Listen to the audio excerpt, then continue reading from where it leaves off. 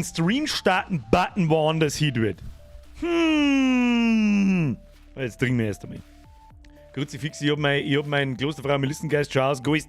Da haben wir noch nicht mehr angefangen.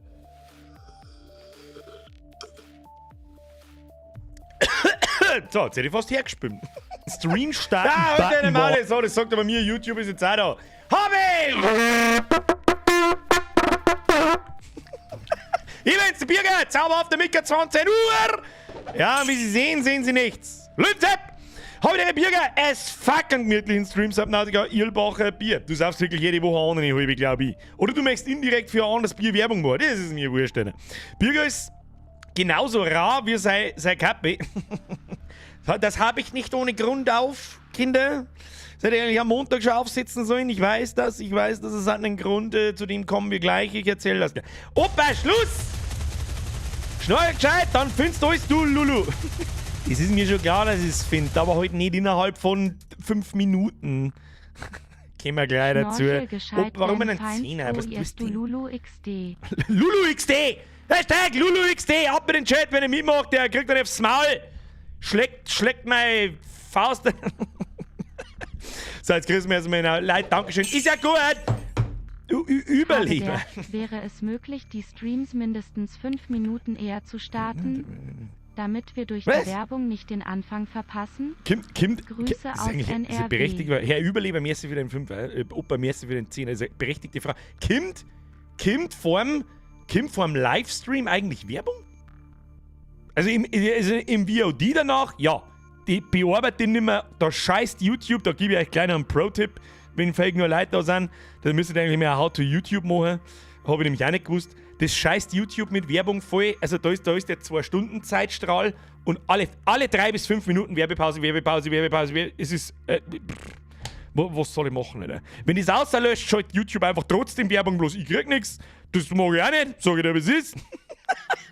So, jetzt grüßen wir erst einmal einen Haufen rein und dann schmatzen wir über diese 2-3 Themen. Ich brauche einmal, ich müsste mir mal in OBS ein Fenster irgendwo hinziehen, da wo ich meine Notizen machen kann, über was wir eigentlich schmatzen. Weil der erste schmeißt mit dem Zwickle und ich weiß nicht mehr, was das gegangen ist. Birger wo? Birger da, schöner Abend, 5 Nase, habe ich dir mehr für den Zwickel. So, Leute, nein, Schluss jetzt, Schmidi, bin schon wieder hackeln.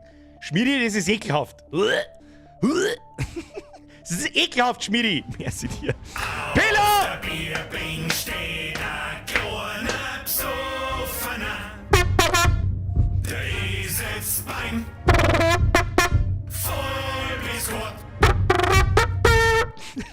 Das war der Pelo, der wieder nicht angezeigt worden ist. Merci für die Mitgliedschaft. Hau die Cheats, eine C-Fix, 800% Zusatzcheats! Danny, was ist denn heute wieder? Gibt's heute wieder Donations umsonst? Müssen wir uns jetzt wieder 10 Minuten lang mit Geld schmeißen lassen? Was ist denn jetzt wieder? Hört seid auf, Sportzeug heute das Geld! Ich hab was zum Verzeihen, da könnt ihr Geld ausgeben! Da sollt ihr sogar Geld ausgeben! Und der Sabi und an MRC. Sabi, MRC und voll Erinnerungswort, Danny, das ist einfach fei. Braucht's nicht. Pelo, merci, Danny, merci. Voll Erinnerungsquad, hast du die Oh, Scheiße, ich hab tatsächlich die Ankündigung vergessen. Ich hab ja ein bisschen ein Durcheinander dabei. Ich sag das, was es ist. Ich hau's noch schnell ein. Frau Hacker betteln des Gerichte Muassi im Krankenhaus auskurieren, Raute Delpa auf de Depf. Delpa auf die Depf. Voll Erinnerung selbst langsam. Einer nach dem anderen. Merci dir für dein Zwickel 23. Voll Erinnerungsquad. Ja, die Erinnerung hat nichts gebracht. Ich bin bis vor 10 Minuten nicht am PC gesessen. Oder bis vor einer Viertelstunde ungefähr. Paulina, merci dir. Dudel die von den Birger Bitches. Das ist übrigens genau wie bei der Mizi. Die heißt einfach nicht Mizi, sondern Mizi. Und hier heißt es Birger Bitches. Eigentlich soll jetzt heißen Birger Hey, leider ohne die Frau Hacker. Die muss im Krankenhaus auskriegen. Was hast du denn schon wieder? Hat's da auf Depf gekriegt? Nein, spät. Gute Besserung. Ab in den Chat, wenn ihr mitmacht. Umdrade! Ihr Kacknudeln! Dankeschön.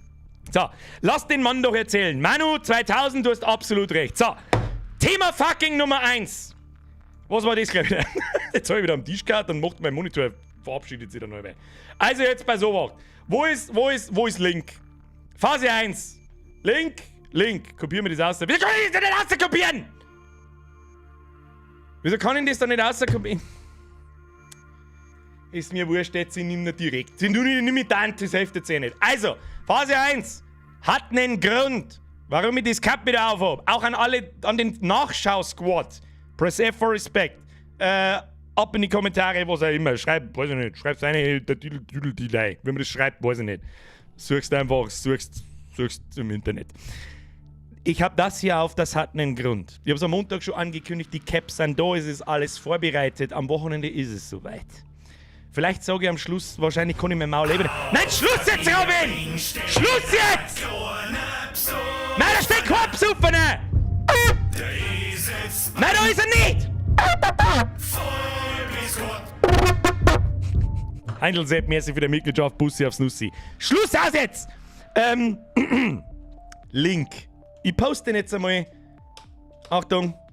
So, hier Todesspam. Der einzige, der spammen darf, bin ich. Das ist der Link, den habt ihr jetzt im Chat. Da geht's zu Bavarian Caps Seiten. Da gibt's einen gelben Button, der heißt Benachrichtigung. Dann kriegt ihr eine E-Mail, wenn das Teil online geht. Ich sag's euch jetzt, wie es ist. Es kommt an es kommt am Wochenende. Und es kommt nicht am Freitag und es kommt nicht am Sonntag. Es kommt halt, es kommt, wann es kommt. Es kommt im Laufe des Tages. Ja? Es kommt aber nicht in der Früh. Mehrere sage ich jetzt schon nicht mehr. Damit das Ganze fair gestaltet ist, haben wir gesagt, wir wissen jetzt schon, wie viele Vorregistrierungen da drauf sind und alles, was ich da jetzt schon sagen kann dazu ist, die haben sie über 2,5 Monate gesammelt. Ja, plus das, was von euch jetzt da noch dazu kommt, wer noch keins hat, wer halt eins haben möchte, um das geht's. Sobald das Ding bei Bavarian Caps online ist, wird ihr per E-Mail benachrichtigt und dann gut, wer zuerst kommt, mal zuerst. Wenn die bei denen aus sind, komm ich daher. Stell mein Video online, ganz kurz, das wird eine ganz eine kurze Gaudi, 1 Minuten Video. Habe ich die eriebenste Bürgerkappe da, bürgerwehr.de/cap, da wo es vorher auch schon gegeben hat. Ja? So wie das vor 2 Monaten auch war. Ich hab einen Teil, Bavarian Caps hat einen Teil. Sie verschicken einen, da kriege ich ein bisschen was. Und natürlich bin ich auch froh, wenn es bei mir kauft. Ja? Also irgendwie, ich weiß ja gar nicht so recht, warum habe ich mich da eigentlich darauf einlassen, dass wir zuerst eine Kappe verkaufen und dann meine. Weiß ich nicht. Also ich hoffe halt einfach, irgendwo hoffe ich, dass wieder alle weg sind, das hilft eh nicht. Ich habe das Gefühl, was soll ich machen, Alter? Ja, weiß ich eh, was es ist. Mehr gibt es jetzt da nicht mehr zum Sagen. Und wenn es dann weg sind, dann nehme ich das Video wieder offline. Wenn es nicht weg sind, dann fange ich an, ein paar mehr Posts zu machen auf alle meine Social Media Plattformen, die ich so habe. Discord, Instagram, Facebook, was weiß ich. Ich habe alle Kappe kontrolliert, weil gerade irgendjemand schreibt, solange das Emblem richtig sitzt bei der neuen Kappe. Tut es. Ja, bei mir ist Autogrammkarten dabei sowieso, aber bei Bavarian Caps auch.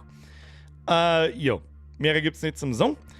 Fertig. Ja gut, habe ich bin aufgewacht. Mein Deutscher, der Hund und ich sind heute am Start auf einen schönen Stream und Grüß an die restlichen Kulzen. Wer ist der Chef Frank? Weiß nicht, das wird wahrscheinlich wieder Kulzer Insider sein. Aber ein normaler Herr Kulzer habe ich glaube ich schon länger nicht mehr gesehen. Wenn, dann ist er wieder andere Herr Kulzer da. Grüße an den Kulzer Kleinen. So, das war einmal das Erste. Ja genau, machen wir noch TikTok-Videos zum... Nein, machen wir nicht. So, jetzt bei Sowacht. Was ist Thema Nummer 2? Wir spielen heute Subnautica. Und da habe ich überlegt, es ist halt das letzte Mal Subnautica vor der Sommerpause. Ich bin nur noch nächste Woche da, Montag und Mittwoch. Dann kommt am Wochenende das Kappegraffel. Dann habe ich auf alle Fälle das ganze Wochenende an am Montag was zum Tor. Es wird dann so Montag oder Dienstag verschickt. Ich hoffe, das mit der DHL haut alles hin, so wie ich es mir vorstelle. Stefan, merci dir.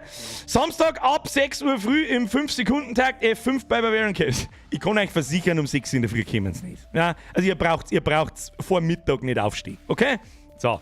Ja, haben wir nicht so Gaudi da, mehr hätte ich auch nicht. Also kommen sie auch vor Mittag, kommen sie nicht. So. Subnautica. Letzter Stream. Jetzt habt ihr es in der Hand, ich werde eine Umfrage starten auf: Sind die Kappen limitiert? Philipp Reim, nein, sind sie nicht. Nochmal, das ist, wenn irgendjemand, also ich werde mir vorbehalten, wenn irgendjemand bei mir mit 2 Kappen bestellt, storniere ich ihm die Bestellung. Das ist mal die erste Ansage, die ich mache. Dann habe ich halt keins mehr. Keine Ahnung. Und die sind nicht limitiert. Wir machen einfach nur mal welche. So lange, bis jeder eins hat. Warum nicht per Vorbestellung? weil wir das nicht fair machen können. Wenn ich jetzt sage, macht eine Vorbestellung bei mir, aber auch bitte bei Bavarian Caps, wo werdet ihr es dann vorbestellen? Wahrscheinlich alle bei mir. Das kann ich verstehen, dass der Bavarian Caps auch keinen Bock nicht drauf hat. Warum eigentlich nicht, frage ich mich. Wollen sie eine scheiß Kappe verkaufen oder nicht? Paulina! Die Frau Hocker hat sich einen Anbruch. Ja, das ist nicht so schlimm. Solange der andere noch geht. How to kaufen soll ich bloß. So, Subnautica. So, ihr Kappe ausgeschmerzt jetzt. Wir können es da sowieso nicht alle rechten machen. Es geht nicht, wer uns kriegt eins, ihr kriegt alle eins. Aber dann dauert es halt wieder ein wenig. Die nächsten kommen halt dann. Wann kommen die dann? Mitte Oktober, wahrscheinlich. Und das sind dann auch die letzten für dieses Jahr. Weil dann kommt Weihnachten und dann darf ich euch gerne mein Merch rein und nicht den von Bavarian Caps. Versteht's? So, müssen wir auch wieder das Zeichnen anfangen. Weißt du, was es ist? So, Hut drauf, Schluss! Es ist 10 Uhr, wir müssen anfangen zum Spielen und genau um das geht's. Es ist das letzte Mal Subnautica. Vielleicht für immer. Nein, Schnauze jetzt, gehört! Du Bürger sind 10 zu viel. Ja, hab heute auch wieder Zeit, freue mich tierisch auf das Spiel. Tieftaucher, Miete und 800%. Nicht Mehrwert. Mehrwert ist falsch. Das war ja fast noch was Gutes. Zusatzwert. Du Bürger Danke dir. 10er zu viel. Schluss jetzt! Hab halt auch wieder Lass mich Zeit, verzählen! freu mich tierisch Jetzt auf lass die mich Raute, verzählen! Taucher, Raute MIIIIZIII Raute 800 Mehrwert. So, wir werden heute ja wieder ungefähr 2,5 Stunden irgendwann. Heute ist nicht ganz so drecksheiß. Deswegen habe ich mir überlegt, wenn es das letzte Mal Subnautica ist, ich darf eigentlich schon gern mehr von dem Spiel sehen. Und ich bin mir ziemlich sicher, ich werde es offstream nicht spielen. Ja, in der Sommerpause werde ich so wenig spielen, wie es noch gerade irgendwie geht. Und dann habe ich es sowieso wieder vergessen und dann sehe ich es irgendwann mal an, ja, deinstalliert, was wurscht ist. Deswegen habe ich mir Folgendes gedacht. Wir können das jetzt halt ganz regulär machen. So weiterspielen, wie wir weitergespielt haben. Oder wir können 2, 3 Zeilen da reinschreiben und wir überspringen gewisse Dinge. Das heißt, hau den Cheat ein und dann schalten wir uns den Cyclops frei, wir schalten uns den Krebs frei. #Hackerman. So, da ich nicht weiß, auf was ihr Bock habt. Also ich würde schon gern diesen Cyclops fette U-Boot haben, vor allem auch ausbauen, ja, weil ein Haufen Leute schreiben, ja, vor allem ein bisschen umeinander, das Zeug findest du schon.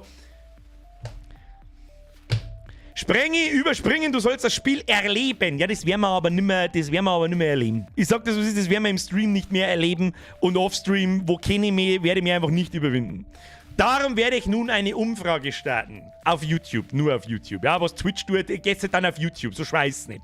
Das kriegst du hin. So. Soll ich mal Gas geben? Oder soll ich mal regulär rumgurken? Fragezeichen, Ausrufezeichen. Erste Antwort, #Hackerman. Zweite Antwort, mach normal, Ausrufezeichen. Frag deine Community. Habe ich gemacht. Ihr müsst jetzt im Chat oben zum Anklicken haben. Je nachdem, wo ihr schaut, keine Ahnung, im Handy, am Fernseher glaube ich jetzt nicht. Hermann, Charlie, Ballos! Merci wieder in eure Bussi auf das Fussi. Merci dir. Merci übrigens auch an den Rest. Dani, Paulina, Stefan, alle. Ich hoffe, ich hab keinen übersehen. Twitcher, Hackerman oder normal? Kann da irgendjemand mit tun? Ich weiß es auch nicht. So, oh mein Gott, wir haben bei 151 Stimmen haben wir. Ja, das lassen wir es noch bis um Viertel noch laufen, 2 Minuten, dann schauen wir es uns an und genau das werden wir tun. Aber ich mache sicherheitshalber schon mit Cheat-Seiten auf. Ja, damit es gleich mal weißt, was geschlagen hat. Cheater haben den Kleinen. Ja, ich bin Pro-Gamer, ich darf das. Ich mache das aus Recherchezwecken mal das. Einen ins Viech, damit nichts passiert. Also mein Plan ist halt, ich möchte nicht bloß, ja, baue mal den komischen Zyklop da zusammen, das U-Boot da und dann fahren los, sondern ich möchte auch die Module haben. Ich möchte ihn ausbauen, ich möchte ihn und da brauchen wir noch ewig. Bis ich die Scheiße da finde und so weiter. Und dann alle 5 Minuten finde ich wieder irgendwas anderes und dann, das noch und das noch, weißt du was es ist. Weißt du das ist nichts für mich. Das ist nichts für mich. So, aber schauen wir aus. Wir haben 300 Stimmen. Da geht noch mehr. Leider haben 500 Leute im Chat, was denn die anderen 200? Das ist einfach wurscht. Interaktion, Leute. Interaktion. Mit dem Streamer. Hallo. Wo sind die Lurker, die sonst nichts deren? Man kann nicht sehen, wer da abstimmt und wer nicht. Ist nicht so schlimm. Druck drauf jetzt. So, wie spät ist 14. Jetzt pass auf. Dann haben wir noch halbe Minuten, oder? Weil rauchen wir ihm da noch schnell eine?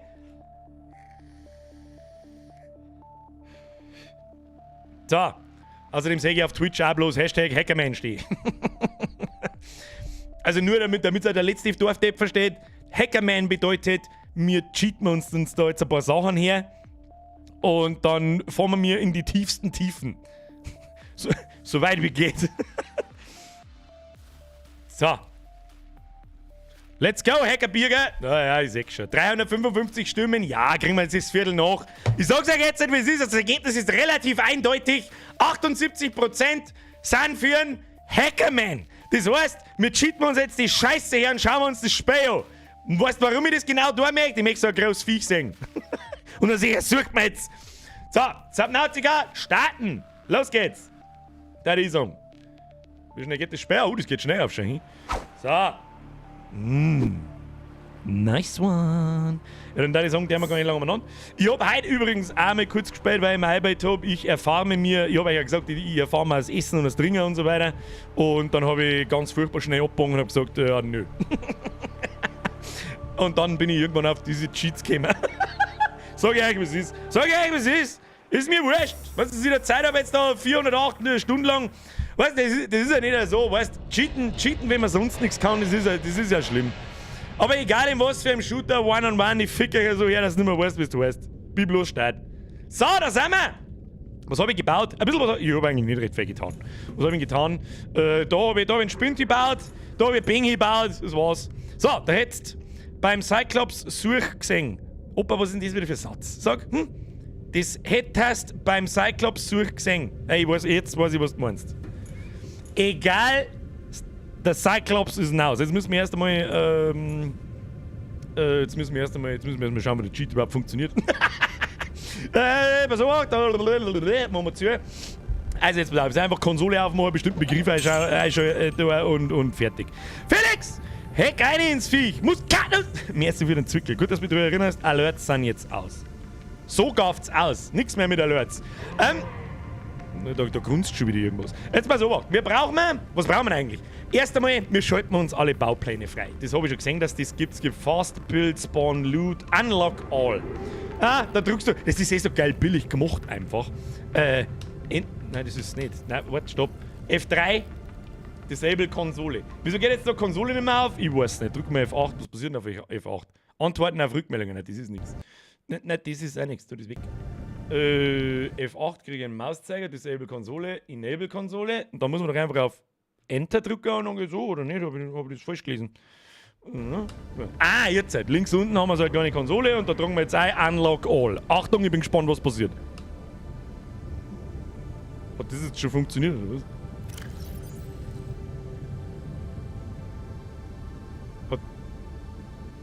Alter, tatsächlich. Oder?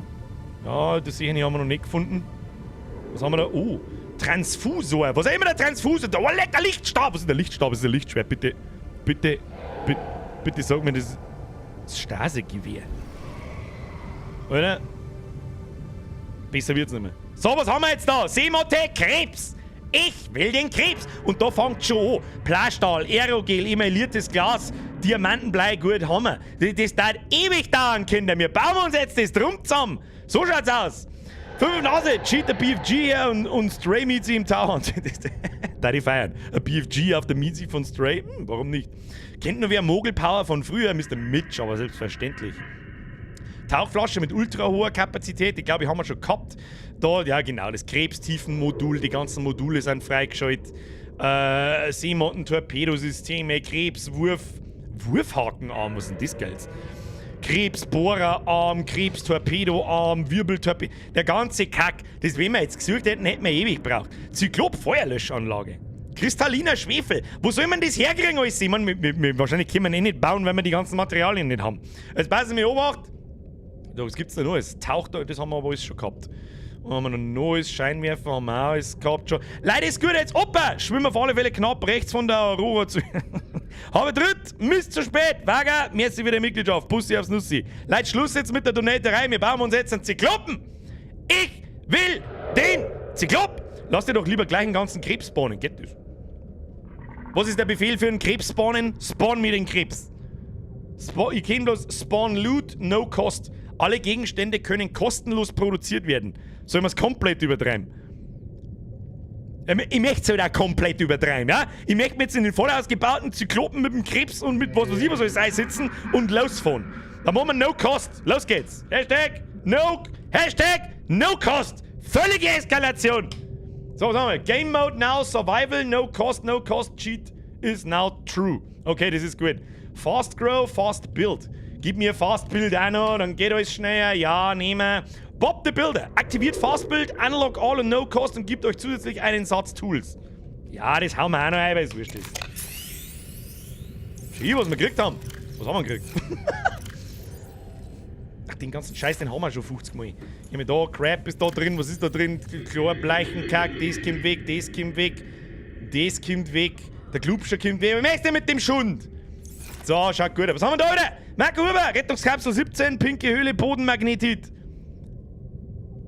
Leck, du hast das da wirklich genannt. Herr Huber, Press F für den fucking Huber-Sepp, der sich wirklich gemerkt hat, wo der Magnetit ist. Triple F. Merci wieder entwickeln. Hau nur No Energy rein. Gibt's No Energy? Jetzt pass auf, wir haben ein Unlock, Farming Tray, Bench, Bed, Diamond Blade, ein Labortisch, Pflanzentipp, Seemotte, Verkaufsautomat, Wanderer, es braucht alles keine Sau. Wir brauchen eigentlich Materialien. Item, Battery, Lead, Bleach, Chlor, Gold, Messer, Knochenhai, Ei, Uranium, Item. Jetzt müssen wir erstmal schauen, was braucht man überhaupt, um das Scheißding zu machen. Es kostet ja alles nix! Das hab ich vergessen! Entschuldigung! Wo ist der Zero Depth Kit? Alter, bau das Ding jetzt! Wo muss ich hin? Bin ich jetzt da daneben gesprungen, oder was? Wo ist denn jetzt mein Bauding? Das hab...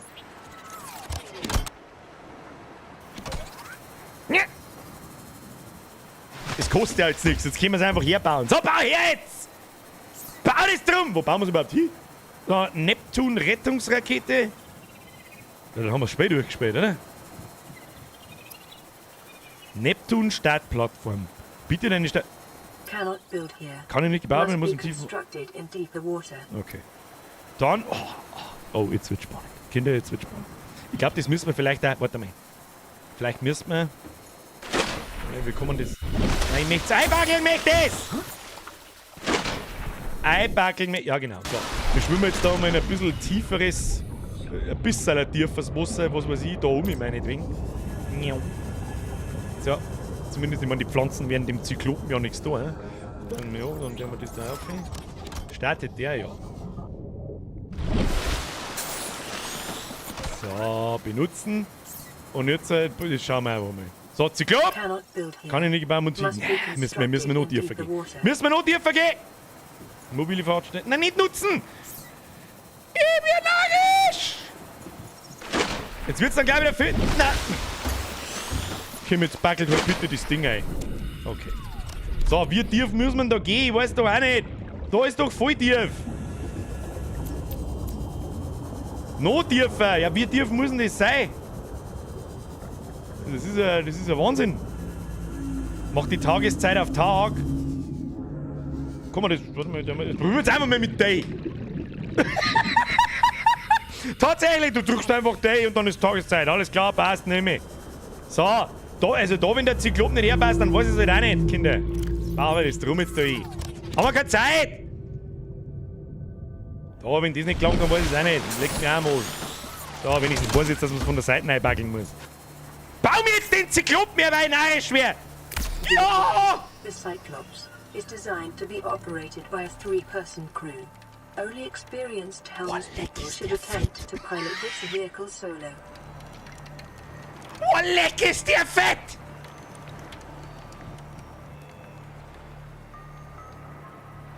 Ja, wie lange baut denn der, bis der zusammenbaut ist? Mach doch mal ein bisschen schneller da! Oh, leck! Oh, wie cool ist denn das, Alter? Alter, wie cool ist das denn? Und wir bauen da jetzt... einen Krebs! Ich will den Krebs! It is normal when first piloting a prawn suit to feel a sense of limitless power. Prawn operators receive weeks of training to counteract this phenomenon. Sprengi, du Schmatzer! Ruhe jetzt! Ah, der Krebs ist einfach runtergegangen. Wo ist der Krebs? Oh, der Krebs steht einfach da. Oh, leck, jetzt bin ich gespannt. Rein in den Krebs! Ich will rein in den Krebs! Hello! Oh, was ist das? kann der boxen. Der ist ja voll geil. Ich habe das... Oh, oh. Oh, leck, wie cool ist das? Ich glaube, wir haben einen Zyklopen kaputt gemacht. Ja, wir kommen jetzt da wieder... Ja, der kann halt nicht schwimmen, gell? Der kann halt nicht schwimmen, der Grippe. Naja, gut. Dann müssen wir wieder aufziehen. Jetzt schauen wir uns das Gerät nochmal an. Da kann man, was ist da? Zyklop betreten. Welcome aboard, Captain. Willkommen an Bord, Captain. All systems online. All systems online. Schattenschließen. Oh, was ist das da? Oh, da kann man. Der hat sogar Slots innen drin.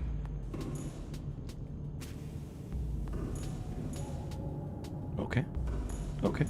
Das Trockendock. Oh, machen wir gleich mit zu, damit der Drucker bleibt. Heckraum. Kann man da, jetzt, was mich jetzt interessiert, gleich einmal, kann man da Sachen einbauen? What? Alter, man kann da drin Sachen rein.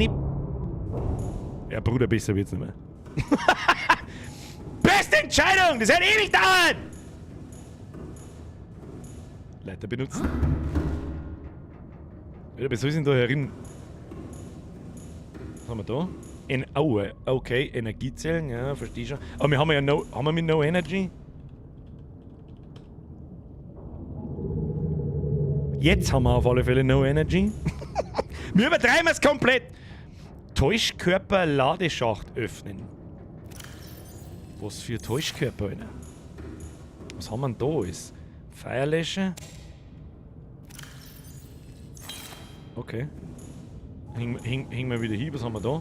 Erweiterungsmodule, Integrität, blablabla, Erweiterungsmodule ansehen. Okay. Die müssen wir ja irgendwo bauen können. Bei der Motte hat es da so, ja, so einen Computer gegeben. Schauen wir da mal, was ist da? Kein Fahrzeug Fahrzeug angedockt. Wieso kann ich da nicht... Oh, leck, warte mal. Wir kommen da wieder raus. Wir kommen da wieder raus! Oh, ah ja, da waren wir. Tauchkammer. Wieder raus. Tu mal schnell die Seemotte her. Oder ich dreh durch.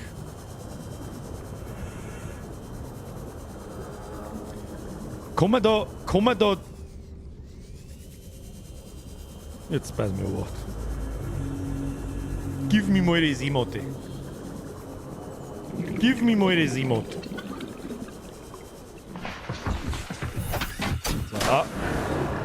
Abtauchen. All systems online. All systems. Da kannst du den Krebs rein tun, tu einen Krebs rein. Okay, das habe ich jetzt natürlich nicht gewusst, dass das auch geht. Das hat mir jetzt eigentlich so angeschaut wie das Tauchdock, das wir da hingebaut haben. Ich möchte es einfach bloß einmal schnell probieren. Nein, wo wird man da hinfahren müssen? Da, oder? Oh, wie geil ist denn das gemacht, bitte?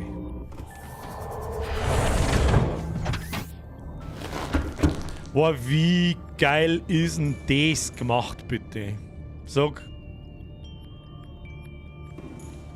Das U-Boot, da sieht man die Ausbauten. Boah, wie gut ist denn das gemacht, bitte? Und wir kriegen jetzt da einen Krebs rein. Ist noch geiler, wenn man sich selber arbeitet. Sprengi!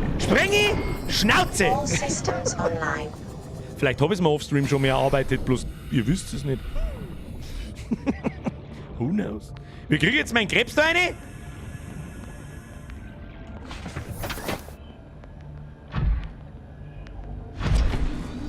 Da hat er einen Jetpack. Klangt der. Schnell. Ja. Ist er schon drin? So, wir bauen jetzt da ein Modul. Da gibt es doch so ein Dingsmodul. So, jetzt passen wir auf. Um Gottes Willen, was ist denn das alles? Atommüllbehälter! Bauen wir erstmal da. Nein, den bauen wir natürlich nicht. Aber es gibt doch diese Konsole. Maschinenraum, andere Seite ist die Modulstation. Maschinenraum, das Dings da. Erweiterungsmodul. Aber wo ich es bauen kann. Da kann ich es noch anschauen. Und auf der anderen Seite. Warte mal. Ah, Zyklop-Modulfabrikator. Alter, was ist denn? Tiefenmodul Stufe 1. Pause her! Tiefenmodul brauchen wir. Zyklop Maschineneffizienzmodul. Zyklop Schildgenerator. Zyklop Sonar. Wahrscheinlich können wir schon Stufe 2 auch bauen, oder? Zyklop Trockendock Reparaturmodul. Wie viele Module kommen da rein? Da? Feuerlöschanlage. Ladeschachterweiterung. Zyklop Wärmereaktor. Wandelt Wärmeenergie aus der Umgebung zum elektrischen Strom für den Zyklop. Wir haben ja keine Energie, brauchen wir nicht. Macht gleich Tiefe 3. Ja, aber wie? Jetzt Moment einmal, wie läuft das? Wie viele so Slots haben wir? Wir hatten ja nicht so viele Slots gehabt, oder? Ah, doch 6. Wow. Das können wir eigentlich gleich wieder raus da, aber wir nehmen es so nah. Ja, bauen wir alles. Da geht eh alles sein. Schildgenerator, Bau! Was haben wir da wieder gehabt? Herr Schlaubaum, jetzt wieder Zirkel! Auf heilendem Blühen kleines Blümerlein. Jetzt habe ich schon wieder vergessen, was wir schon wieder alles gebaut haben. Das tief. Bauen wir einfach mal einmal alles von oben nach unten, ist ja scheißegal. Haben wir schon. Reparaturmodul. Die Feuerlöschanlage, die klingt auch gar nicht schlecht. Gib ihm. Gib ihm. Gib ihm. So. So, aber irgendwie habe ich das Gefühl, es gibt doch diese komische, die man für Wasserfiltermaschine, die wir für die Motte auch das Ding da, genau, Modifizierungsstation, das wir halt für die Motte auch gebaut haben. Und da würde ich jetzt sagen, das bauen wir da her, wenn es funktioniert. Okay. Jawohl. Modifizierte Messer haben wir schon. Modifizierte Taucherflaschen. Bauen wir uns den ganzen Scheiß auch gleich schon. Haben wir schon. Irgendwelche super krassen Flossen. Bauen. Ah, gib her die Flosse. Modifizierte Schubkanonen. Hab ich auch nicht. Keine Ahnung, wir schauen uns alles, Alter. Wir schauen uns alles wieder angeguckt. Modifizierte Zyklop-Module, Stufe 3. Hätten wir uns das eins ersparen können, aber da bauen wir schon irgendwann Spinti, da kommt der Crap bei und fertig. Seemottenmodule, Krebsmodule brauchen wir noch. Krebstiefmodul Stufe 2. Gibt's da nicht mehr? Weiß ich nicht. Bauen wir am auch gleich. Bauen wir am auch gleich. Wie kommen den überhaupt? Ah ja, da. Was haben wir da? Nein. Was haben wir da? Oh, der hat aber viele Module. Krebstiefenmodul, rein damit. So, dann stecken wir mal alles in... Stecken wir mal alles, was man brauchen kann. Also, Schildmodul klingt vernünftig. Zyklop, Tiefenmodul, Stufe 3, bleibt drin. Das brauchen wir nicht. Zyklop, Maschineneffizienz, ja, der Feuerlöscher hört sich gut an. Ladeschacht-Erweiterung. Da muss ich jetzt schnell was schauen, ob ich das richtig verstehe. Dann darf er da jetzt... Oh, dann gingen da jetzt 5 so Täuschkörper rein. Schott wahrscheinlich auch nicht. Zyklop, Reparatur, Trockendockmodul, Zyklop, Wärmegenerator. Wir brauchen keine Energie, dann der wir das da noch einer. Maschineneffizienz. Verwende die Abwendung, um die Maschineneffizienz zu erhöhen. Beim Trockendock gibt es Mods für einen Krebs. Okay, wo ist das Trockendock? Das ist 1 oben, glaube ich. Wer soll sich denn da herin schon wieder auskennen? Ja, es ist schon verdammt cool gemacht. Ja, kannst sagen, was du magst. Natürlich fühlt sich das geiler an, wenn du das da selbst erarbeitet und entdeckt hast. Das ist ja eh klar. Was ist denn das Trockendock? Das da? Das ist der Frachtraum. Heckraum? Das ist in deiner Basis. Was? Da müssen wir da die Module bauen. Wieso gibt es da andere Module wie da? Ich kann doch da das Teil genauso herbauen, oder nicht? Ich kann doch da einfach, jetzt warte mal, du hast mal einen Kommunikator, bauen wir da einmal ein. Nein, das mache ich vorne ins Cockpit. Wo ist das Cockpit? Vorne ins Cockpit. Cockpit! So, was brauchen wir da? Da ist mein Kommunikator her. Bauen wir hier. Notspind. Bauen wir hier. Was brauchen wir noch? Medipack. Medikit. Medikit. Medikit. Was haben wir da? Außenscheinwerfer. Innenbild. Alter, wie geil ist denn dies? Alter, wie gestört ist das denn bitte? das geile Geknaggerze von dem Ding ist auch cool gemacht. Kannst du auch sagen, was du magst. Da kann man es nur einfahren. Was haben wir da noch? Was ist das? Feuerlöschanlage aktivieren. Nein, das tun wir lieber nicht. Ach, da sieht man dann, wenn es wirklich irgendwo brennt. Oder wie cool ist denn das gemacht? Ich glaube, dass ich gleich einen Schlaganfall kriege. Wenn man im Urlaub in Italien ist, gibt der Stream einfach solche Heimat-Vibes ab. Schön. Das ist das Dock, wo der Motte war. Ja, denke ich mir schon. Aber ja, gut, verstehe schon. Das ist, ja, das hat ja so ein eigenes Panel. Ja, okay. Wo haben wir die Motte? Wir können da eigentlich aussehen. Können wir da irgendwie aussehen? Ja, da können wir aussehen. Easy. So, machen wir die, damit wir was sehen. Wunderschön. So, wo ist jetzt eigentlich die Seemotte hier verschwunden? Seemotte wo? Ah, da unten. Da fahren wir mit der, die meine ist schnell. Hab ich nicht eigentlich Flossen gebaut gekriegt? Ja. Schmeißen wir die Flossen weg. Da, eine da. Fahren wir schnell heim. Wo ist der Heim? Wo ist der Heim? Wo ist der Heim? Da ist der Heim. Ab zur Base. Wobei ich gar nicht glaube, dass die schneller ist, aber das ist richtig geil gemacht. Und das, jemand hat es gerade geschrieben, und das für ein Indie-Game. Ich bin jetzt dann richtig krass gespannt, was passiert, wenn wir da einfach irgendwo in die Todestiefen einfahren. Da bin ich richtig gespannt jetzt dann. Da waren wir schon an dem Ding da, oder? Na, wo kommen... Fabrikator, ah ja. Universalmodule, Rumpfpanzerung, Maschineneffizienzmodul, Frachtmodul, brauchen wir nicht. Seemodule, Krebsmodule. Tiefseemodul haben wir schon, Krebs, bauen wir einfach mal alle. Bauen wir einmal alle. Bam. Krebsschubkanone, nehmen wir.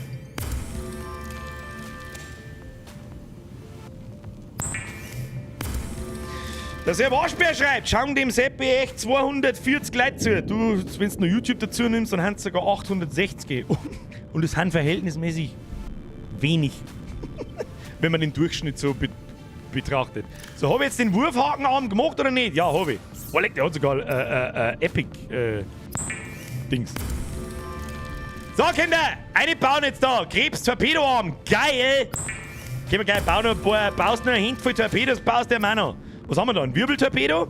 Erzeugt eine örtlich begrenzte Verzerrung der Gravitation. Lade ihn mit dem Torpedoschrott ins Fahren. Da haben wir einen Säuretorpedo. Setzt eine Wolke aus giftiger Säure frei. Leider. Ja, baust du da mal ein paar.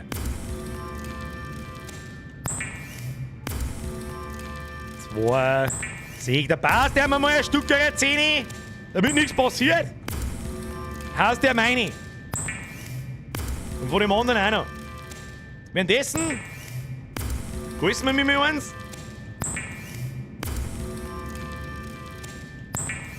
Kann der Zyklop überhaupt Torpedos abschießen? Glaube ich irgendwie nicht. Der Kulzer schreibt, ob ich den neuen Subnautica-Dings auch schon mal gesagt habe. Nö, also ja, im Stream einmal. Lecker mal mir vielleicht Torpedos.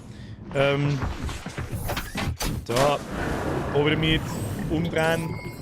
All systems online. All Systems online. Kann ich möchte halt gerne Seemotte und das Ding mitnehmen. Ja gut, wir können die Seemotte da eigentlich auch stehen lassen. Die lassen wir daheim gedockt. Ich hätte halt gerne die Seemotte und einen Krebs mitgenommen, aber wahrscheinlich wird man halt beides einfach nicht mehr brauchen irgendwann. Nehme ich mal an. So, da düsen wir jetzt mit dem Ding hindrehen. Energie gibt es keine mehr. Torpedos sind halt keine Waffen, sondern nur Ablenkungstools. Ja, dachte ich mir schon. Müssen wir mal was trinken? Hab ich nichts zum Trinken, doch. Vital signs stabilizing. Kann man das nicht ausschalten, diese depperte Tringerei und so? Warte mal, da muss ich schnell nachschauen. Battery Lead, bla, irgendwas. Day, Night, Lightning, Regen, Skip Time, Wind. Kann man das nicht? Mir möchte schon wieder irgendein Wichser fressen. Ja, ich hab dich schon gesehen. Halt bloß dein Maul, sonst schießt dir ein Torpedo ins Gesicht. Hau ab! Abhauen! Welcome So, aboard. auf mit dem Schund. All systems online. Haben wir schon daheim auch. Jetzt bauen wir den Schund in den Krebs ein. Krebs wo? Krebs? Der hat ja bloß 2 so Slots. Das ist aber nicht fein. Okay, das war total gelungen. Krebs, Bohrerarm. Was haben wir da? Da leck ich mich den Torpedoarm. Wurfhakenarm. Dann haben wir... Kann man dem Torpedos auch geben? Nein. Aber wo tun dann die Torpedos hin? Torpedoarm, Torpedo da rein, geht nicht, okay. Zyklop-Tiefmodul brauchen wir nicht, Zyklop-Wärmereaktor brauchen wir auch nicht, Zyklop. Und dann Krebs-Sprungtriebwerk, starke am Heck montierte Triebwerke heben den Krebs in die Luft, okay, das bauen wir rein. Dann haben wir einen Krebs, ja, LED-Energiezellen brauchen wir nicht. Können wir das da reinbauen? Nein. So viele Module hat er gar nicht, da gibt es gar nicht so viele Module, dass man die überhaupt reinbauen kann. Das heißt, jetzt passen wir auf, jetzt gehen wir mal in den Krebs rein, nicht abwerfen. Ja gut, wirfen wir mal ab. Das heißt, muss ich den Krebs das ins Inventar rein da, oder was? Der Jetpack geht aber wie Pflack. Au! Hoppala! Hoppala, Entschuldigung. Können wir Batterie laden? Okay. Wie kommt man, wo hat denn der, wo muss man das wieder? Frachtwagen gibt es halt noch. Ja, wie kommt man an den ohne? Kommt man da eine Stufe tiefer ohne? Warte mal. Senkt man den von. Ah ja. Nur eine im Popo. Kommt man da von da irgendwie ohne? Von oben komme ich ja nicht hin. No Survival, Mr. Pickle Rick. Merci dir. Dankeschön. Bin ich jetzt auch unverwundbar? Also das mag ich nicht. Unverwundbar sein will ich nicht. An der Konsole. Das macht Sinn. Ja, eine mit den Torpedos. Arme nehmen wir mit eine, Säure-Torpedos. Easy, Alter. Schaut gut aus. So, irgendwo haben wir so einen Reservespinn-Typ gebaut. Da kommt jetzt der ganze Crap bei, den wir nicht brauchen. Das und das. Dann nimmst du mal Medikits mit. Ich hab das Gefühl, die können wir brauchen. Was haben wir denn da noch? Was ist... Okay, ja, gut, hab schon verstanden. Der Torpedoarm hat seinen eigenen. Hab schon verstanden. Du hast dann mal ein paar so Dinge her. Machen wir es so. Kriegt er 3 Sehene und 3 Sehene. Die anderen Torpedos, die haben wir wieder da eine. Beziehungsweise die 2 Sachen lassen wir drin. Und dann bauen wir uns da noch so einen Reservespind her. So. Zack, da haben wir gleich fertig. Da wird heute nicht mehr lange aneinander da. Ist heute die letzte Subnautica-Session, dann ist nächste Woche bin ich noch da. Da werden wir aber kein Subnautica spielen, da werden wir am Montag schauen wir uns Strayo. Was gehört denn da eigentlich rein? Täuschkörperschau, wir bauen einen Täuschkörper. Gehen wir an den Fabrikator. Mr. Fabrikator wo? Ah!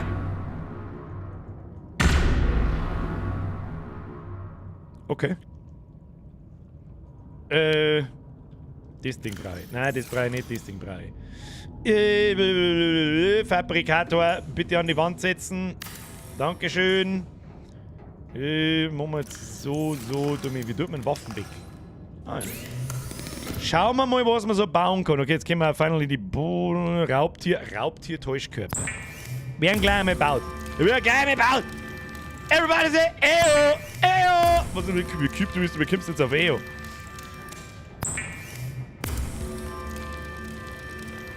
Mehr Täuschkörper, mehr. Ich habe das Gefühl, der Täuschkörper wird wichtig. Und dann sagt mir irgendjemand, in welche Richtung fahren wir. Einfach Richtung Norden. Gibt es da irgendwas Tolles? Können wir nicht mehr bauen, wenn nicht mehr Torpedos einpassen. Na gut. So. Komm mal. 1, 2, 3, 4, 5. Easy. Dann da ich sagen, bauen wir uns da einen großen Spind her. Da bauen wir uns. Warte mal, wie machen wir das? Das wird auf alle Fälle der Spind für Täuschkörper. Ja. Eine ins Void. Ich weiß nicht, was das Void ist, aber ich fürchte, wir werden es rausfinden. Ja!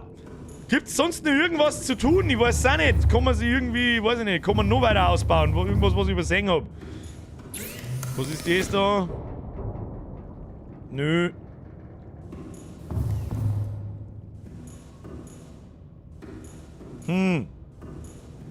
Stasis Square. Können wir das wirklich brauchen? Ich weiß nicht, ich werde da nie wieder rausgehen, fürchte ich. Was haben wir da noch? Ausrüstung. Gut, da kann man sich die Karten jetzt natürlich auch craften. Ein Destillanzug, was auch immer der Destillanzug ist. Ich weiß es nicht, aber wir bauen uns. Einfach vorne, da kommst du von ganz allein her. Okay. Das kriegen wir hin. So, was haben wir noch? Das haben wir alles. Kompass haben wir, Leitungen haben wir, Werkzeuge. Stasi-Gewehr. Bauen wir ihm noch. So, was haben wir noch? Schubkanone, da haben wir das andere Ding und der Lichtstab. Was auch immer der Lichtstab ist. Was ist das da? Pfadfinderwerkzeug. Leuchtfackeln. Ja, bauen wir mal. Ich möchte sehen, was das ist. Ich möchte sehen, was das ist! So. Motivational note. Craig McGill crash-landed in the acid swamps of Boreal Mine, fought off arachnid kidney poachers, and hijacked a tame Star Wall. If he can do all that, he can Hoppala! survive one more day. Was auch immer das tut. So, dann ziehen wir den Taucher ab Stillsuit sogar. equipped and capturing body moisture to chemically neutralize residual odors in bodily fluids before re-ingestion. Speichern wir, drücken Sie die Aktivierungstaste nächsten. Ach, das heißt, ich verbrauche weniger Sachen. Das ist eigentlich, schaut auch nicht, aber es ist jetzt nutzlos. Thank you and have a nice day. Thank you and have a nice day. So, brauchen wir noch irgendwas? Ist da noch irgendwas? Destillanzug produziert Wasser. Brauchst nicht. Hab ich nicht gewusst. Dann nehmen wir einen Strahlenanzug, dann ist es mir wurscht. Ich hab das Gefühl, wir brauchen kein Ding. Was da da? Bei Friend Play am ersten wieder Mitgliedschaft, habe ich den Bier gebaut, Samsung bei Ticken ergreift und haben DJ Spliff deine lieben Grüße ausgekriegt. Er hat sich recht herzlich bedankt. Warum derzen sowas? Die wissen vielleicht, dass ich es nicht mag. Warum derzen so? Ja gut, beim Spliff ist das was anderes. Eigentlich geht es ja nur um eine Person, von denen ich zwei Hampere. Aber ist ja wurscht. Danke für die Grüße. Grüße an den Herrn Spliff, der Rest kann sich verpissen. Leon Wolf, merci für den Drilling. Der hat danach geschickt, hat nichts zu tun, deshalb nur Bürger schauen, beste Leben. Wirst du gar nicht Zeit zum Bürger schauen, das ist neu. Tobi, dir sagen, merci für den Zwickel. Funknachricht. Was für Funknachricht? Sollen wir Funknachricht anschauen? Ich habe extra einen Kommunikator erbaut. Das tun wir noch schnell. Dann fahren wir los. Achtung. This is Altera HQ. This may be your only communications window. We can't send a rescue ship all the way out there, so Aurora, you're just gonna have to meet us halfway. We've uploaded blueprints. Wen interessiert das eigentlich? Wir fahren sowieso einfach nur in die weiß ich nicht. Blackbox data shows a high security. Ja, halt dein Maul. Leuchtstab. Still functional. Leuchtstab!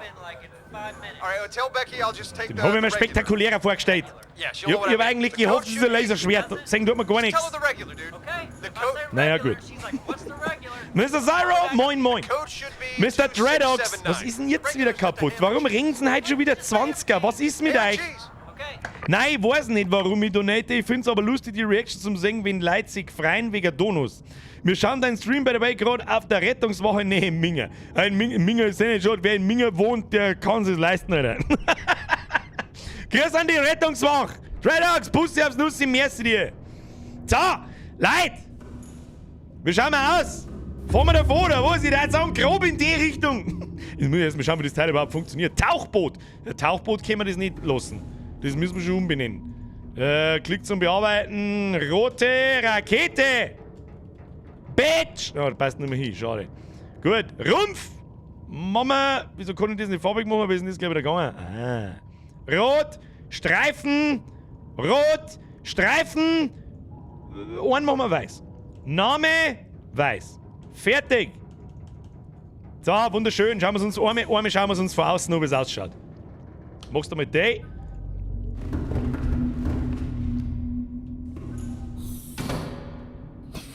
Achtung, rote Rakete. Oh, schau dir die rote Rakete an.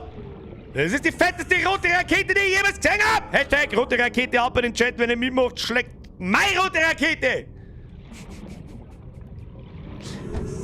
Da tauchen wir wieder rein, so jetzt bin ich gespannt, wie sich das Ding fährt. Wahrscheinlich wie ein Zielstuhl. Hoppala. Da kommen wir auf. Mit der Leertaste kann man hupen, da bin ich jetzt gleich mal gespannt. So, schauen wir mal. Maschine aus. Okay. Maschine starten. Engine powering up. Okay, cool. Okay, was haben wir da alles? Täuschkörper aussetzen. Geräuschloser Antrieb. Rig for silent running. Zyklon umschalten auf. Was ist das da? Wo ist das? Hinten am Arsch. Das ist am Arsch. Hoppala. Was kann man da? Mit den Kameras durchschauen. Okay, da gibt es mehrere Kameras. Schiene Außenkameras. Die ist direkt am Arsch.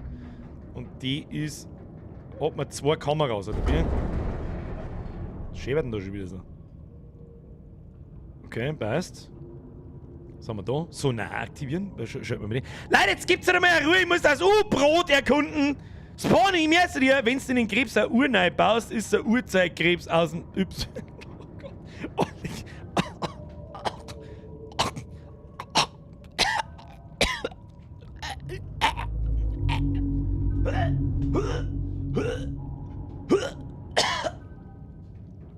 Was liegt da?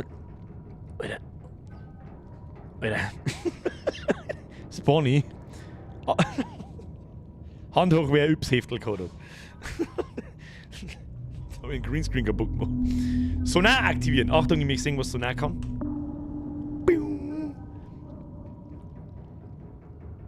Bleibt das so? Alter, das ist ja nur noch geil. Sieht man da auf der Karte? Ist das eine Karten da oder was ist das? Na, okay, was ist das da? Schaut nach Schild aus. Wieso lasse ich das nicht immer an? Gut, das wird halt wahrscheinlich Energie ziehen, oder?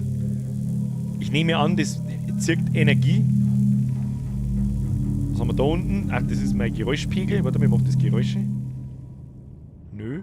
Was haben wir da? Ahead slow. Langsame Fahrt voraus. Und wie tue ich das? Oh mein Gott.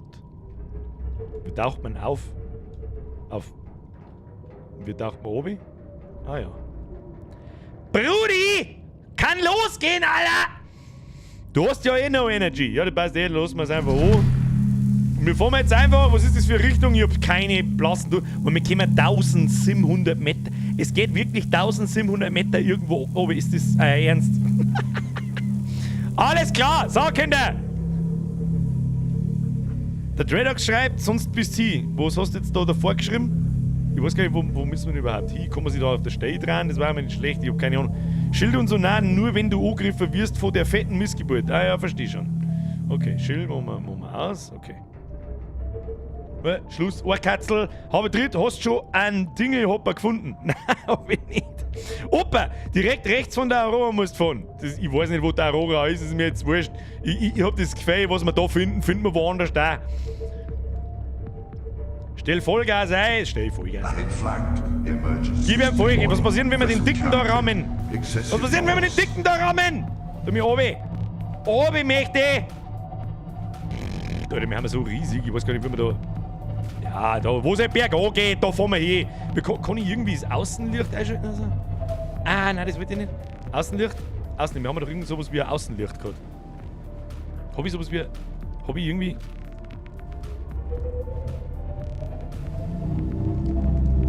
Ich hab kein Licht irgendwie. Ah, weiter oben. Du ihm weiter oben jetzt. Nicht so weit. Oh, was war das? Ah, war das eine Anzeige, wenn ich zu nah an... Warte mal. Ah, ja, hinten. Ja, okay. Das ist wie... das ist wie Parkhilfe. Ah, warte mal, ich tue mir Speien. Speien war wichtig. Da, damit der Spielstand auch ganz im Arsch ist und kaputt cheat ist. Da müssen wir weiter oben. Warning. Vessel carried. Fahrzeug vibriert extremer Lärm. Vielleicht machen wir doch mittlere Fahrt, hä? Aber was hat denn jetzt geschäbert? Gibt's da nicht... Ah, okay. Das ist so ein Licht. Das sind aber nicht viel Licht, ne? Viel Licht ist das nicht. Wir fahren jetzt einfach geradeaus. Volle Gas, Leberkas. Also Rechtsklick ist das Licht. Wenn es noch andere Leute interessiert, außer mich. Kleines Fischi! Wie viele Fische werden wir schon zusammengefahren haben? Weißt du, was ich jetzt noch schnell tun möchte? Weißt du, was ich jetzt noch schnell tun möchte? Einen scheiß Torpedo schießen. Ich will den Torpedo jetzt schießen! Lass mich den Krebs! Ich bin der Krebs jetzt! Hallo Krebs! So, was haben wir da? Wow. Boah ja, du komischer, fetter Wichser, bist mir schon die ganze Zeit auf den Sack gegangen. Da!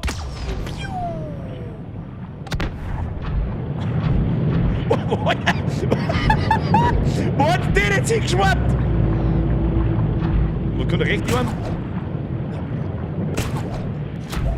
Boah, wie geil ist das denn? Diese fucking Enterhaken! Bruder! Brudi! Das Ding geht ja voll ab! Alter, gib... Schau Schau dir das so, wie gut die rote Rakete da in der Finstern ausschaut. Ich möchte immer... Oh nein, nicht da runterfallen. Oh, da haben die komischen... Was ist... Du gehst mir schon lange auf den Sack! Da, Torpedo to your face, motherfucker! Oh. Ich weiß gar nicht, was die Torpedos überhaupt deren. Habe ich die jetzt steuern können? Habe ich das richtig gesehen?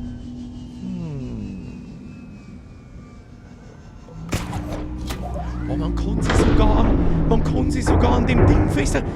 Best Game ever!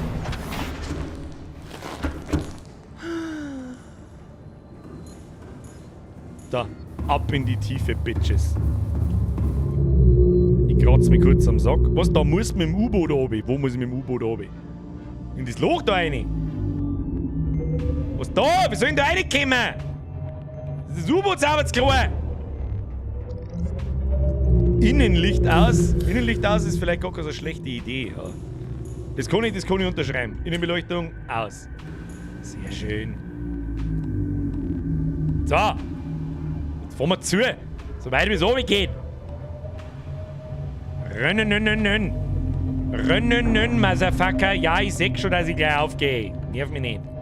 Kim. Vielleicht jetzt. Da geht's oben. Ich hab's genau gesehen. Ecke. Hoppala, bin nur ein bisschen hochgefahren, ist nicht so tragisch. Wie viel Leben haben wir noch? Passt schon. So. Damit mal der Scheiß da kickt. Ah, nein, der Popo geht auf. Der Popo geht auf, ich hab's genau gesehen. Popo, da geht er mit der Popo auf! So wie weit geht denn der Arsch da hinten?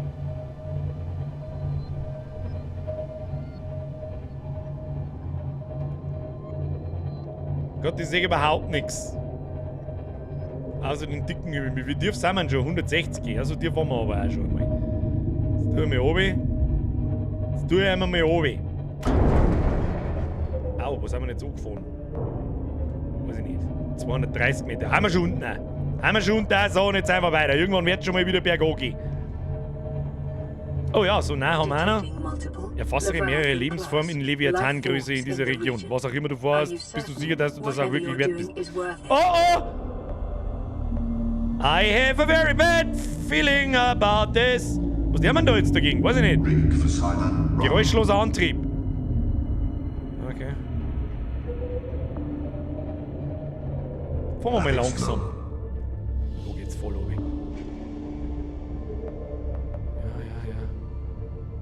Ja, aber wenn es halt einfach steil da bergab geht, dann sehe ich halt trotzdem nichts. Sagt man Lebensformen im Sonar? Ja, ich sehe schon, dass ich aufgehe. Entschuldigung. Es ist halt stockfinster, gell? Es ist halt stockdunkel. Ich sehe nen Scheiß...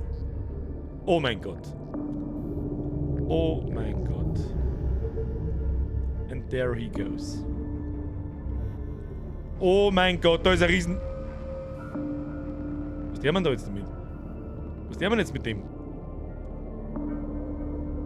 Pro-Tipp, du kannst gleichzeitig fahren und in die Kamera schauen. Was? Kann ich? Das ist aber hinten, das ist nichts für uns. Ich sehe sogar es. Wir müssen vorne und hinten, Alter. Tatsächlich.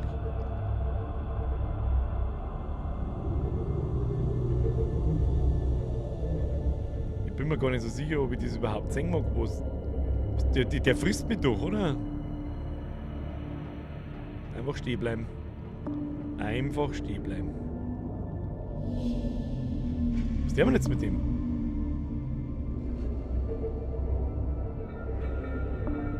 Ich tauche mal weiter oben. Machen wir es so nah aus. Okay, ohne so nah sagt man absolut fucking gar nichts mehr. Was tun wir jetzt da? Tu mich. Ich weiß auch nicht.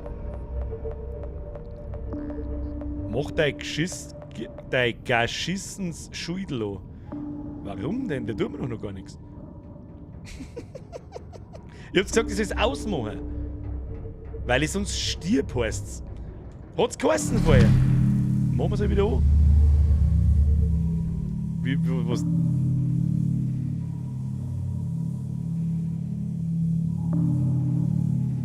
Man sieht halt auch einen Scheißdreck, gell?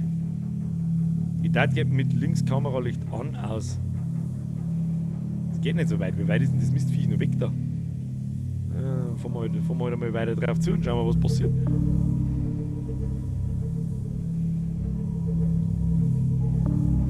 Mag ich jetzt schon in echt und in Farbe sehen. Wo ist er? Wo ist er, der Grippe? Oh, I have a very bad feeling about this. Es ist so finster. Wo ist er jetzt? Wo schwimmt da umeinander? Die sehen schon. Warte mal. Sehen nicht mehr.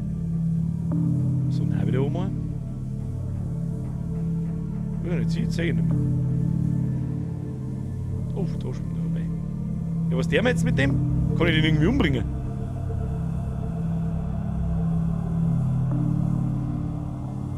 Oh mein Gott. Oh mein Gott. Oh!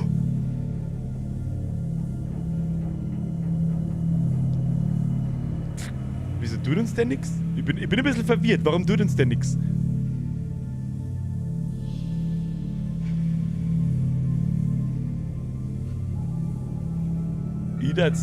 Der umkreist uns schon so komisch. Was genau ist denn sein Problem? Tut uns der schon was? Ich weiß es nicht. Ich darf einmal sagen, fahren wir mal weiter. Fahren wir mal weiter. Fahren wir mal weiter, da gibt's noch mehrere. Los geht's. Jetzt fahren wir da ein Stück weg von dem, dann schalten wir auf mittlere Kraft und dann geht's Vollgas. Volle Gas, so tief wie wir können. Wie weit haben wir? 300 Meter, das ist ja noch nix! Den wir mal die eingeben. Oh, da sieht man ja noch was. Von lauteres. Jetzt warte mal. Sieht man den da noch irgendwo mal anschwimmen, den Grippe? Sehe ich nicht mehr. Das ist ein Riesenscampi. Ach, der Zyklop ist unverwundbar mit dem Schädel. Der Mistgrippe. Ich glaube, es ist ja nicht so, als hätte ich den nicht schon in einem Video irgendwann einmal gesehen. Ja, da stolpert man einfach zwangsläufig drüber, auch wenn man Subnautica nicht gespielt hat. Den kenne ich schon. Ich kenne auch ein paar andere Gestalten, aber ich kann mir vorstellen, wenn du das erste Mal siehst, dass die ganz anders nimmt. Signalhorn!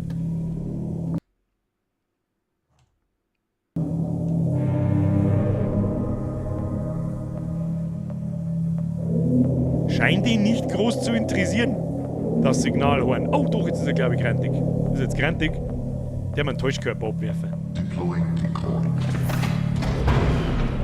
Und dann fahren wir ganz schnell davon. Abflug! So, nein, geschaltet. Oh, jetzt ist er grantig. Jetzt verpissen wir uns. So, da geht's steil bergab. Da geht's steil bergab. Schau dir das an! Ich sag da bloß, ich sag nicht mehr im Boden! Am so nah! Ökologisch tote Zone, Bericht zur Datenbank hinzugefügt, okay. Ich sehe halt einfach gar nichts, gell?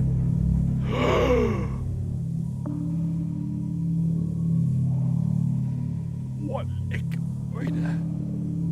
leck, Alter. Was?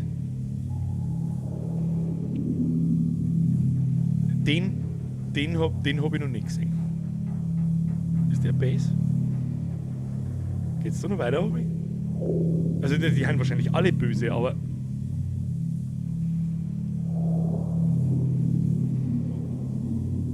Das ist Map-Grenze. Also das heißt, wenn ich da jetzt weiter... Ach, also okay, der Abgrund da ist Map-Grenze, oder was? Für was kann ich dann da 1700 Meter tauchen? Gut, dann wird es halt wahrscheinlich in der... Ja gut, dann tauchen wir wieder auf. Geht's da noch weiter oben? Rendiert sich das da weiter zum Fahren, oder? Weil es eine Hallen gibt, die wo so tief ist. Ich bin da nur mit dem Krebs oben, lecker hab ich Arschwasser gehabt. Da musst du in die Höhlen rein. Es gibt sautiefe Höhlen. Oh, ich glaube, ich krieg gerade aufs Maul. Es gibt sautiefe... Ja gut, die müssen wir halt dann finden, aber wo finden wir die? Ah, auf dem Radardings, da wird mir auch angezeigt, wo Babyfische sind. Für die Löcher der Tiefsee. Ja, dann gucken wir halt ein wenig umeinander, was weiß ich. Ahead standard. Wo haben wir Mittel?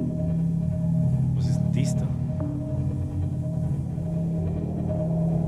Ah, das sind die Fische, die haben wir schon mal gehabt.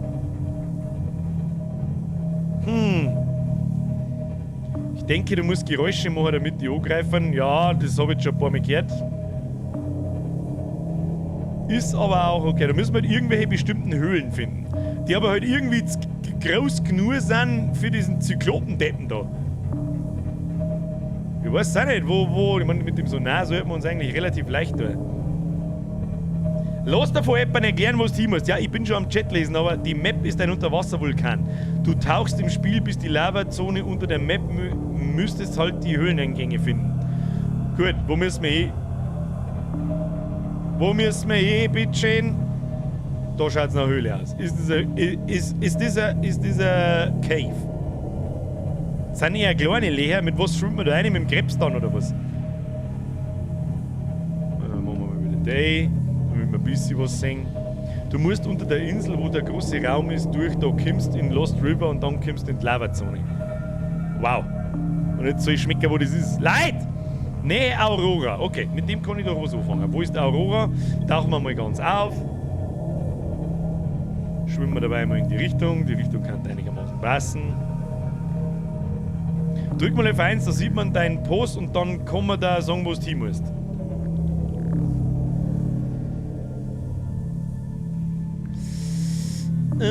Camera, World Position, minus 1000 oder 100, minus 100, 400.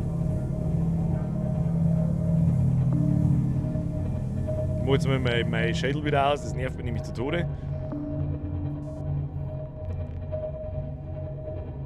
Irgendjemand hat doch gerade geschrieben, wer erklärt ihm jetzt, dass er zu minus 500, 500 irgendwas muss. Wo geht's denn in die Richtung? Was ist denn... Warte mal. Was ist denn die erste Koordinaten? Die zweite ist Höhe. Die Insel im Nebel habe ich gemeint, da gibt es ja auch 3. Welche meinen Sie denn nur? Schauen wir mal, wo ist die Aurora? Oh, U-Boot springt. Schalt bitte das Schild aus, sehen fast nichts, ist schon passiert. Da hinten ist die Aurora, oder? Ich habe das gerade einer geklippt, habe ich das gerade richtig gesehen? Die ist da hinten, hinterm Nebel, sehe ich das richtig? Ich denke schon. Ja, ist sie. Ja, minus 1200, 500 ist gut. Das heißt, ich fahre aber gerade in eine ganz andere Richtung wie minus 1200, 500. Wo soll ich jetzt hin? Minus 500, minus 980 oder minus 1200, minus 500. Leider jeder verzeiht irgendeinen anderen Scheiß, weil immer weiß ja jeder besser wie alle. Wo jetzt hin? Gibt 5 Eingänge. Gut, dann nehmen wir minus 1200, 500, da sind wir nicht da dran. Links ist ein Wolken. Ich sehe keine Wolken. Wir fahren jetzt in Richtung 1200, 500. So, wacht. So, da wird der erste Wert. Schaut gut aus. Aber da geht es jetzt nicht in Richtung 500.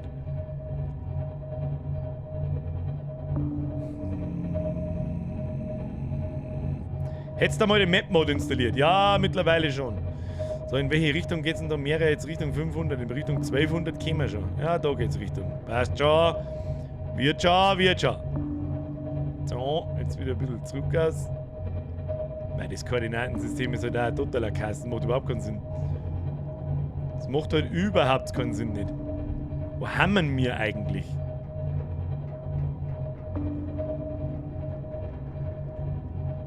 Warte mal, müssen wir wieder zurück aus. Ja. Ja.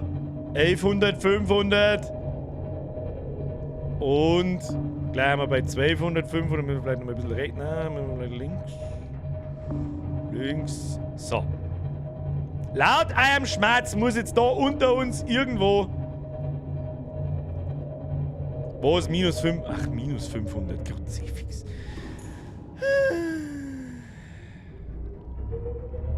Das Game, Alter! So, wir kommen jetzt da minus 500. Ich hab absolut keine Ahnung. Wie funktioniert das Koordinatensystem? Das macht überhaupt keinen Sinn! Wenn ich bloß in eine Richtung fahre! Links, links, links, links, links. Moment, okay, tauchen wir mal wieder auf, damit wir überhaupt wissen, was passiert.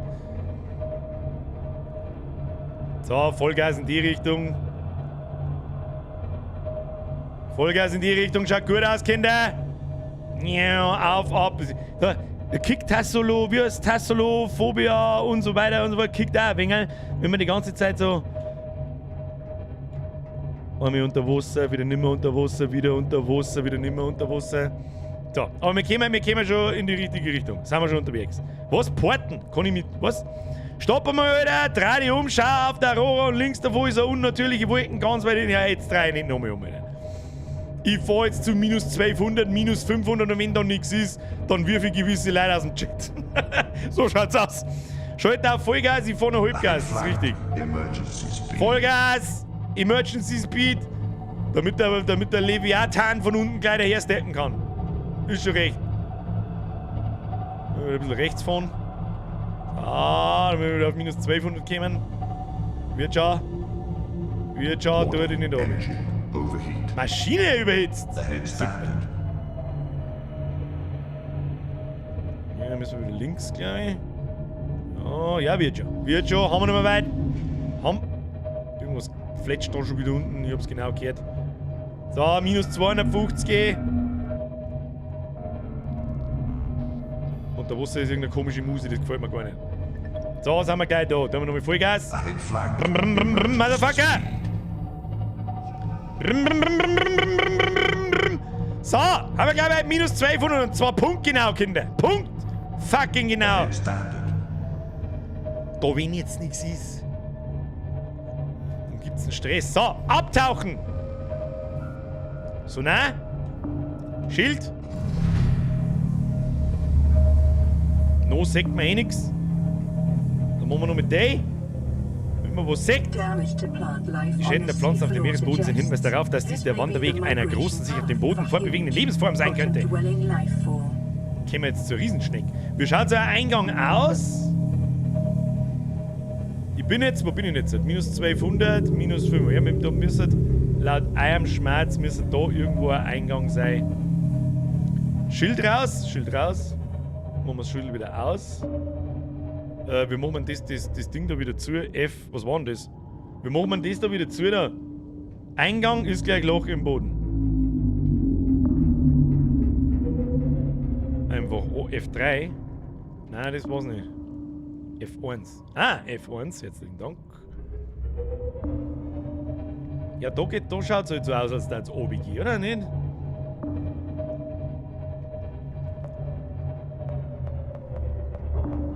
Was soll ich machen? So eine Map war halt auch geil vorne drauf, dass man das ein bisschen besser sieht oder so. Mit der Third Person sechst mehr. Also warte mal, tu mal Kamera. Ah ja. Der schlitzt da. Da unten.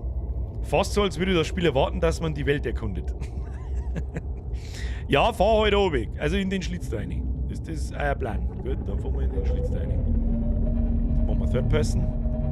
Ah, da schaut es aber auch nicht schlecht aus, aber jetzt fahren wir da mit den Schlitz rein. Da, oben zu.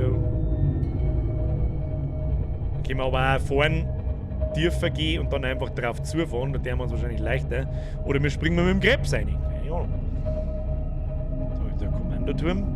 Schauen wir mal durch.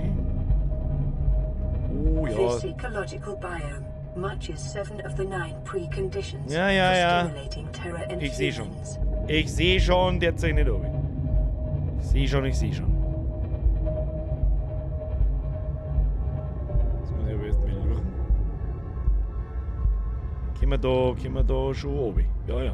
Ah, jetzt seid ihr mal langsam. Da schaut es mir nach einem Riesendrum-Locho. Ah, da schaut es mir doch nach einem Riesendrum-Locho, wo wir reinfahren können. Kinder. Ist das Loch, von dem alle sprechen?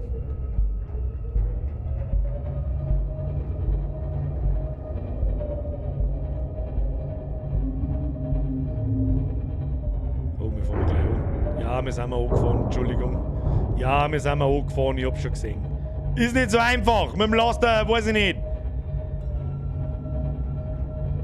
Ich sehe gerade einen Scheißdreck. Gehen wir noch ein bisschen tiefer. Da geht's tiefer. Ich hätte gern so einen Strafe. Kann man nicht strafen? Ich hätte so gern strafen. Das schaut schon ziemlich cool aus. Okay, wo haben wir eigentlich? Wir haben am Arsch hinten, gell? Ja, das passt schon.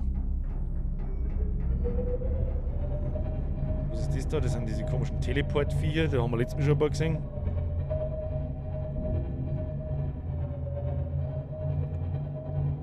Und weiter und weiter. So. Jetzt. Wo geht's jetzt weiter?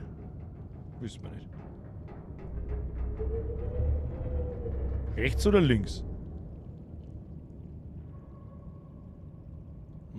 Da werden wir nicht durchgehen, dann müssen wir rechts fahren. Oh, vielleicht da in das Loch rein? Local scans show a nearby opening, leading to a biome Örtliche with Scans zeigen eine extensive Öffnung in der Nähe, fossilized die zu einem remains. Biom mit reichhaltigen Fossilien. Okay, okay. Noob-Minuten, Strafen, Bogerbayer. Strafen bedeutet... Wie erklärst du nicht Strafen, Alter? Das hier ist das U-Boot. Ich muss nach vorn fahren und nach Kurven fahren. Ja? So. Aber Strafen wäre folgendes. Seitliches Bewegen, währenddessen dein Kopf trotzdem in die gleiche, ohne dass ich mich halt drehe. So, verstehst? Weiß nicht, wie es anders... Was, da schimmert's schon grün? Ist grün gut, oder was? Ist grün gut für uns? Ist das da kann man ja nicht rein, ja? Das ist ja kein Loch nicht, das ist ja bloß so grüner Schimmer. Was auch immer der grüne Schimmer zu bedeuten hat. So, jetzt da, wir lotsen wir uns jetzt da in das Loch rein, das sagt ich. Eine ins Loch! Ich sehe halt einen Scheißdreck mit dem Ding. Vielleicht müssen wir aber... Alter, was ist denn hier? Wo liegt der Zitter alles ab? Jetzt hat die Musi wechselt. Oder geht's auch nicht weiter oben? Nimm einen Krebs, macht das Leben einfacher. Wie bei... Hat der Krebs auch so nah? Hat der Krebs so nah? Einen Krebs. Dann gehen wir einen Krebs. Geben wir mir einen Krebs.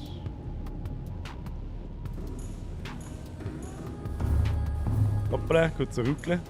Eine in den Krebs, schauen wir, was los ist. Gleich mal angekagelt, gleich mal das kleine Klump da angeschaut. So, kleines Klump. Nein, das wollte ich nicht. Was tut denn da so? Was tut da so? Weiß ich nicht. Und du los? Herr Stolper! Can I get a oh yeah! Oh yeah! Kann man das grappeln? Merci für den Zwickel, Bussi aufs Nussi. Kann man das grappeln? Das war noch cool. So, die Frage ist, was du jetzt mit dem Scheiß da? Da gibt's halt wieder diesen Schleim. Nimm mal so nah mit. Hat der...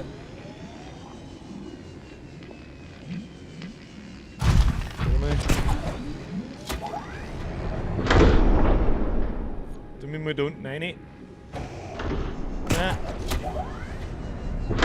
Ja, ich sehe schon, das ist nicht so einfach. Haben wir es schon. Müssen wir so nah einbauen. Captain, all systems online. Brauchen wir einen Torpedo-Scheiß haben? Weiß ich nicht. Tu mal, was haben wir denn da noch? Krebsbohrarm. Haben wir mir nicht... Kann ich dem überhaupt so nah einbauen oder was? Creature attack. Creature Attack? Was für Creature Attack, oder? Was? Überhaupt nichts, du. Hallo? Der komische Zitteraldepp da, oder was? Das soll der Futzen halten. Mit dem Krebs brauchst du ewig, Obi. Ja, aber wo muss ich denn hin? Dem Grenner folgen. Wieso habe ich jetzt eigentlich kein Licht mehr? Das würde mich mal interessieren. Machst du mir so, machst du mir den Schädel an. Da hinten in das Loch fahren wir rein, das schaut gut aus. Oder dem Grenner Scheiß folgen, schreibt ihr. Richtung Nordost weiter. Warte, da muss ich kurz... Ja, das ist eh diese Richtung da. Okay. Ich verlasse mich auf euch. Leute, ich verlasse mich auf euch. Ich sehe gerade jetzt einen Scheißdreck. Warum sehe ich jetzt wieder nichts mehr? Na. Okay. Hinter ins Loch. Schild ist eingeschaltet, passt schon. Das machen wir jetzt so. Mit dem wir wieder auf die Kamera schalten, das hat mir eigentlich ganz gut gefallen. So, nein, do your job. Okay. Ja, da ist ein wenig ein Grenzklump.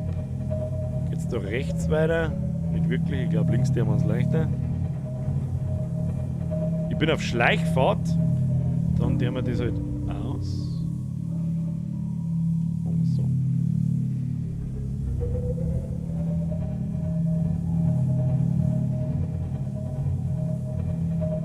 Oh, da haben wir vorher schon geschaut, dass wir nicht durchkommen. Ja, ich probier's trotzdem. Du, ich probier's eben trotzdem.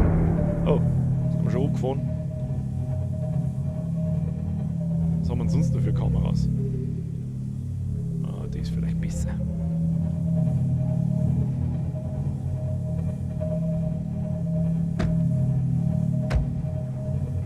Ich glaube, da haben wir ein paar Fische zusammengefahren. Das glaube ich. Oh mein Gott, was ist denn das? Um Gottes Willen, was ist denn die? Was? Ah! Was ist das?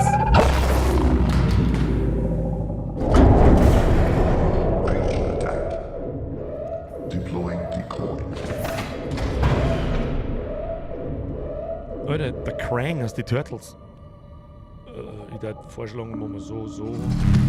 So, und wir fahren mal wieder weiter.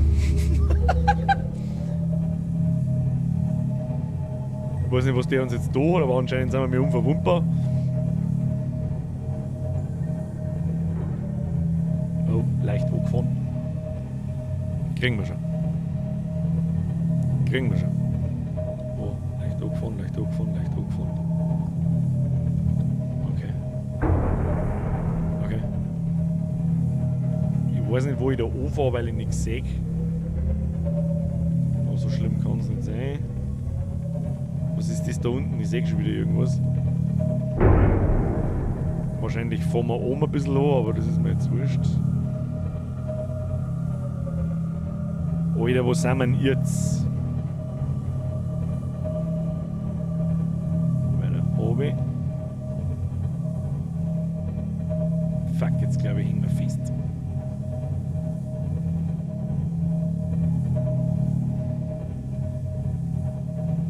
Das Skelett von irgendeinem Viech oder was? Oh, ich bin jetzt erschrocken. Oh, Kruzifix! Indicate this biome contains unusually high concentrations of organic and fossilized remains. Ich hoffe, ihr lest es mit. Sollen wir da einmal... Oh, da ist ein Loch unten drin. Ich hab schon gesehen. Jetzt bleiben wir da einmal stehen. Oder rendiert sich da stehen bleiben? Ist das legitim oder... Und dann gehen wir in den Krebs rein. Ein ins Krebs rein.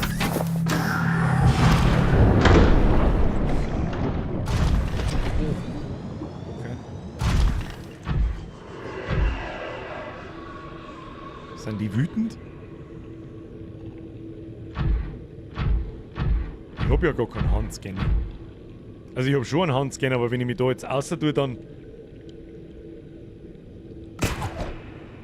Wie weit geht denn der eigentlich? Nicht so weit.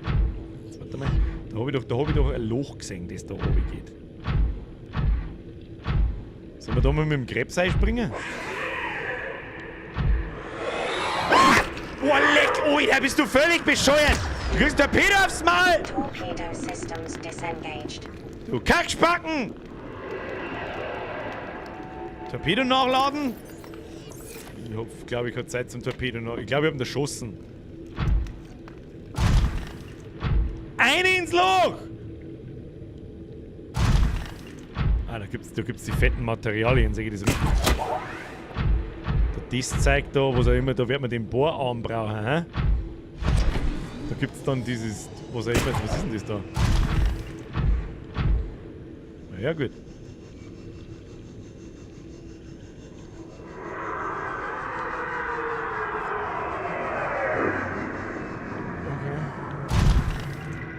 Lass mich dir in Ruhe, bitte. Ich hab mir gedacht, die schießen wir mal ein Torpedo neu. Kann man die killen? Speichern, Bürger? Speichern wir mal. Was passiert? Alter, siehst du das Skelett da vorne?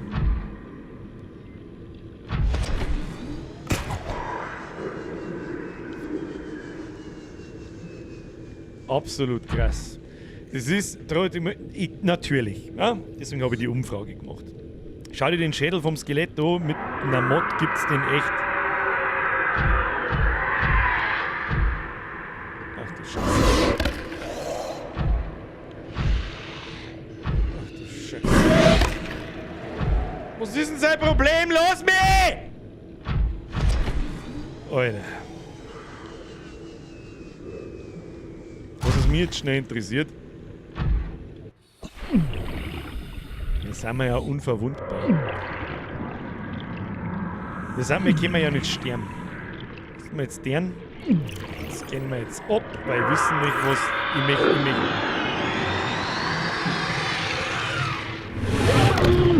Wir können schon sterben! Oh mein Gott, wir können schon sterben! Ja, ist okay. Scan den. Einheimische Lebensweise. Okay. Düsen wir mal schnell da um. Scannen wir diesen und dann verpissen wir uns wieder in den Krebs rein. Weil da können wir nicht sterben. Weil ich kann gerade nicht schauen. Oder zählt das schon? Hat es gescannt? Oder? Okay, zählt schon alles. Zählt schon alles gescannt. Okay, wieder alle. Das ist trotzdem, dass wir uns das nicht erarbeitet haben, ja, mit Materialien, die Baupläne finden und uns da jetzt langsam vorgearbeitet haben, bis du irgendwann da bist. Ich kann mir es aber ungefähr vorstellen. Das ist richtig, das ist für ein Indie-Game sauberz krass gemacht eigentlich. Sauberz krass. Was gibt's denn da Runden für Materialien? Was ist denn das? Diamanten, ja gut, den haben wir schon mal gefunden gehabt. Was ist das da? Nickelerz, sonst haben wir noch gar nicht gehabt.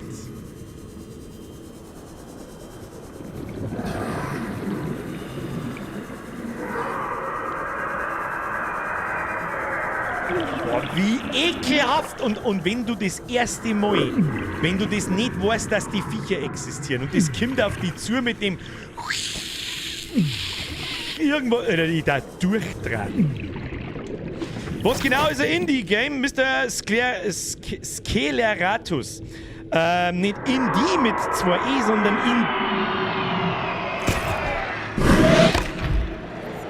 richtig unangenehm. Oh Gott, das liegt wirklich gerade mein Krebs. Ja, das stimmt. Der wird tatsächlich kaputt. Ah! Lass mich dann gehen, du Mistviech! Da müssen wir ihn reparieren. Verstecken wir uns da irgendwo? Ich weiß nicht, ob er da herkommt. Ich weiß nicht.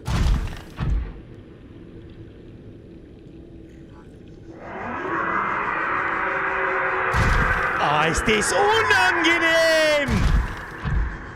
Ah, und trotzdem lauft man Gänsehaut, obwohl ich genau weiß, dass eigentlich nichts passieren kann. Kruzifix nochmal. Ja, da hab ich jetzt mein Reparaturgerät nicht dabei. Möchtest du mich verarschen?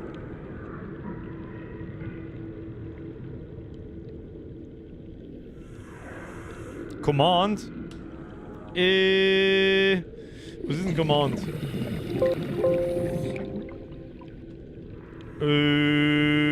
Bubbles, no damage, no survival, oxygen radiation, invisible, fastball, ein Intruder, nimm das Stasi-Gewehr her. Das glaube ich wird nichts bringen. Jetzt warte mal. Irgendwo kriegt man doch, ja, Bob the Builder. Da kriegt man da eine Reparaturwehr, ja, Gott sei Dank. Nein, nicht einsteigen. Nicht einsteigen, du Kasper. Oh, das dauert ein bisschen. Doch, das Gewehr hilft, echt? Okay, probieren wir aus. Probieren wir straight aus. Wenn er auf uns zukommt, dann schießt mir mal das Ding ins Maul. So, jetzt können wir uns ja eigentlich auch komplett spoilern. Jetzt sitzen wir uns erst einmal da rein, jetzt lese ich mal den PDA-Eintrag von dem Viech. Einheimische Lebensformen. Tiere verstorben. Gigantisches Fossil. Gigantisches Fossil. Die versteinerten Reste eines ausgestorbenen Superraubtiers. Die schiere Größe hätte es ihm unmöglich gemacht, in einen solchen geschlossenen Bereich vorzudringen, was darauf hinweist, dass sich die Geografie des Planeten in der Umgebung im Laufe der Zeit verlagert hat. Ein wahrer Spitzenpredator. Alter auf etwa 3 Millionen Jahre geschätzt. Die Ausmaße des Gerippes sind ein Hinweis, dass diese Tierart ein aalartiges Erscheinungsbild hatte. Berechnungen ergeben, dass dies nur das vordere Drittel des Exemplars ist. Die Überreste bilden nun die Grundlage für ein lebendiges Biotop. Hinweis: Eine Reihe von präzisen eckigen Vertiefungen auf dem Gerippe sind ein Hinweis darauf, dass in der Vergangenheit jemand anderes Proben vom Exemplar genommen hat. Interessant. Trotzdem war es halt irgendwie... Ah, das kann man aufladen, das komische Stasi-Gewehr. Okay. Auf die Düsen. Auf die Düsen. Was ist schwarz und fliegt 1000? Nein, Birger, sag's nicht, sag's nicht. Wallet, da ist es schon wieder. Das ist... Ich kann mir so richtig vorstellen, wenn du das erste Mal... Oh mein Gott, ja, ist gut, ich hau wieder ab. Tschaußen. Ah! Bist du ein unangenehmes Drecksvieh? Alter, hau wieder ab jetzt. Bist du ein unangenehmes Drecksviech. Unfassbar. So, das lassen wir jetzt auf. Oh, okay. Bringt das was? Nein. So, schwimmen wir mal her jetzt da! Schwimmen zu mir her, dann schieße ich dir ins Maul! Hopp, hopp, hopp, hopp! Ja, Traum, jetzt komm! Hopp, hopp, da jetzt! Hey, Chekhov! Ja, ich bin wütend.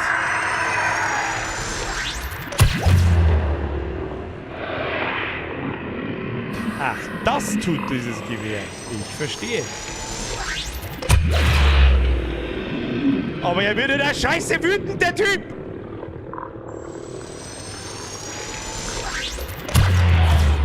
Oh Gott. Weißt du, was der ich sag? Wo gehen wir jetzt da noch weiter? Wo hin? Oh Gott, unser Rettungskarte. Nein, das ist die falsche. Zur roten Rakete müssen wir, Kinder. Ab zur roten Rakete. Los geht's. Im Speedy Gonzales-Modus. Kommt er jetzt wieder? Nein, der hängt oben in der Blosen fest. Das ist wichtig, das ist gut. Das ist gut für uns. Das ist gut für uns. Laufen wir schneller, Mr. Krebs. Wenn du eine Stunde Zeit hast, kannst du mit dem Messer killen. Ja, hat das schon ausprobiert. Oben entlang hangen mit dem Grapple. Wo? Ah, da gibt's oben auch noch was. Tatsächlich. Sprenge. Ausnahmsweise hast du mal recht, aber jetzt geht's nicht mehr. Da, eine entrote Rakete. Saug mir eins! Einsaugen soll's mir! So, braver. Welcome aboard, Captain. All systems online. So, da sind wir nun. Was tun wir jetzt da? Wissen wir nicht. Geht's da noch weiter? Frage an die Pro-Gamer. Geht's da noch weiter? Mr. Russe, die hab ich übersehen. Gaming-Regel Nummer 1, bin Pro-Gamer, brauch nicht speichern. Gaming-Regel Nummer 2, lieber speichern, bevor wir was Dummes machen. Ja, absolut korrekt. Auf in Vulkan, ja sicher. Wo? Ja, geradeaus weiter. Okay. Dann schwimmen wir da geradeaus weiter. Schwimm. Was hat's geheißen? Richtung Nord? Wo ist Nord? Wo ist Nord? Nord ist grob links. Okay. Das ist die Frage, geht's da überhaupt? Geht's da weiter? Mach so nah, Brudi. Da geht's ja gar nicht weiter. Da müssen wir da hindrehen.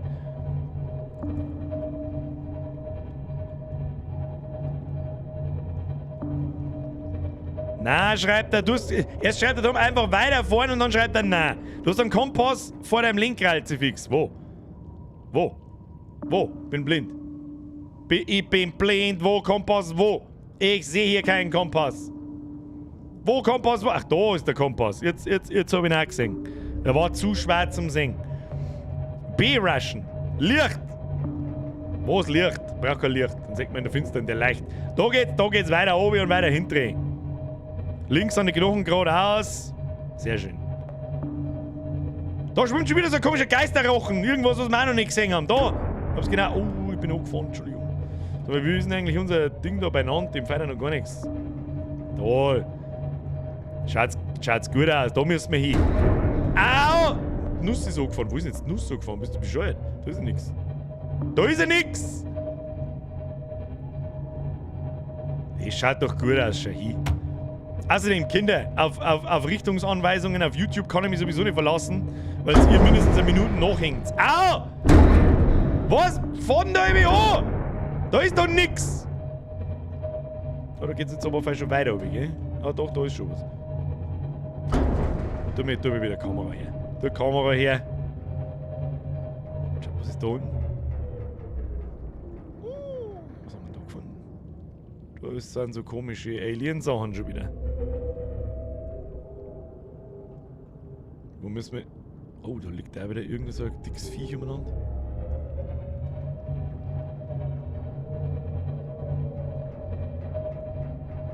Fahrt jetzt einfach da lang. Da schaut es mich... Da, ja, sag ich doch, da schaut es mich gut an. Da ist irgendwas Blaues. Was macht das? Es leuchtet blau! Wie tief sind wir? 826 Meter. Das ist für unsere Verhältnisse schon einmal ordentlich. Was schwimmt da wieder umeinander? Eine komische Elektrik-Sepp, der interessiert mich nicht. Was haben wir jetzt gefunden? Ein Lebensbaum. Was ist das?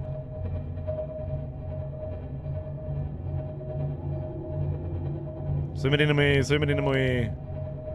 einmal ausscannen? Ich weiß es auch nicht. Ist das interessant da, das Ding? Braucht's das?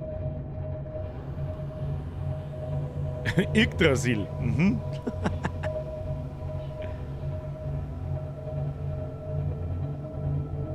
Schön ausschauen das schon. Kannst sagen, was du magst, aber ich fahr jetzt da hinten in das Loch, geschissen auf den Baum.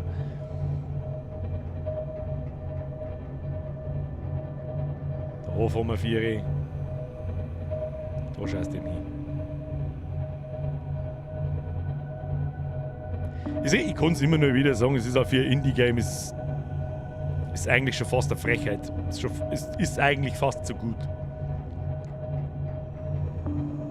Ich bin so gespannt, was da jetzt kommt. Jetzt sind wir halt richtig fett am Arsch mit der Welt, mit dem Graffi da. Geht's jetzt da noch weiter? Ja, da hinten schaut, dass es da jetzt nach oben geht. Gehen wir wieder in die Kamera rein. Da geht's steil bergab, Kinder. Ich hoffe, da hinten geht's noch weiter steil bergab. Ja, geht weiter steil bergab. Schauen wir mal. Ja, da geht's noch sauber weiter steil bergab, oder?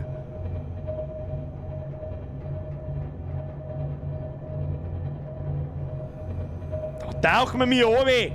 Ich mag bis nicht mehr weitergehen. Oh, Mr. Grunz, ja, Entschuldigung, ich habe angefangen zu erklären, was ein Indie-Game ist, aber dann war der Backseat-Squad wieder lauter. Was ist ein Indie-Game? Am einfachsten erklärt, ein kleiner Spieleentwickler. Nicht sowas wie, also ohne Publisher, ohne Aktienzwang. Einfach meistens eine Handvoll, oh, was passiert jetzt da? Da haben jetzt schon wieder die komischen Affen, die sich umeinander teleportieren. Ein kleiner Spieleentwickler, ein unabhängiger, also ein Independent Spieleentwickler, heißt so ein unabhängiger Spieleentwickler, und die haben meistens keinen so einen Zeitdruck, haben aber auch nicht die Kapazitäten. Angefangen. So ein fettes Spiel wie zum Beispiel GTA 5. Ja, GTA 5 ist ein AAA-Game. Also ein fetter Entwickler und so weiter. Wilberger Beste zu dem Alien zeigen muss. Das kam zu spät, Meister. Wilberger, da, ich glaube, mir sind wieder Entwickler, aber das... Oh, jetzt haben wir bei dem Lava-Scheiß, hä? Auwezwang. Oh, jetzt hat sich ja Musik geändert. Ja. Merci dir. Indie-Game, Game by Indiana Jones. Bombofisch, du hast absolut recht. Das ist die einzig vernünftige Antwort, die man da geben kann. Naja, aber ich glaube, ihr habt es verstanden. Kannst du mal ein How-to-Vibe-Erklären machen? Gibt's in multipler Ausführung. Suchst du mal nach How-to-O-Bandeln, How-to-Online-Dating und nach How-to-Schnackseln, falls du wirklich mit einem mit heim nimmst. Und wer mit How-to-O-Bandeln und How-to-Online-Dating keine mit heim nimmt, dem kann auch ich nicht helfen. Wie düsen wir da jetzt weiter, Kinder? Da ist flüssige Lava schon hin. Und komische Fischis. Fischi!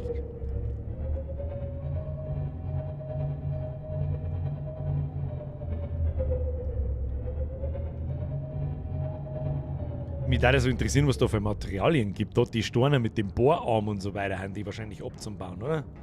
Nehme ich mal an. Jetzt ist einmal die Frage, kommen wir da vor Roh noch weiter? Ja, kommen wir schon noch weiter. Haben wir noch nicht fertig. Kannst du mir ein How-to-Depp-Fotzen machen? Suchst du mal nach How-to-Bog-Fotzen, dann... Es gibt nicht mehr recht viel, was wir How-to-technisch noch nicht bearbeitet haben.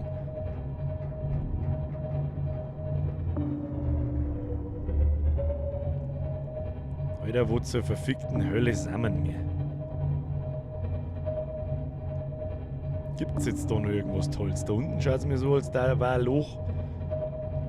Da ist noch eine neue Fischart. Nochmal neue Rochen und irgendwelche komischen Viecher. Die schauen jetzt auch nicht so nett aus, muss ich sagen. Fahr ich zusammen, du Penner.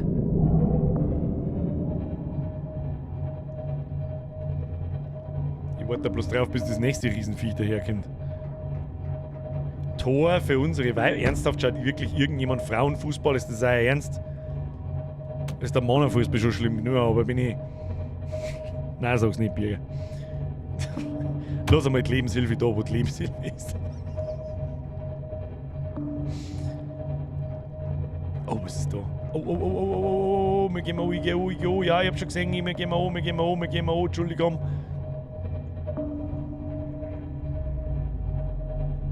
Hallo, ein Haufen Bälle auf dem Platz. Weiß ich nicht, gibt's woanders, gibt's schöne Bälle zum Machen. In das Loch mag ich einfahren. Kann ich in das Loch einfahren? Schaffe ich das? Schaffe ich das in das Loch rein? Alle, schaffen wir das! Wir fahren jetzt so tief, Alter. Jawohl! Oh.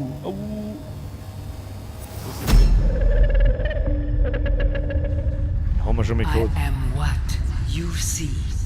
Want to help you.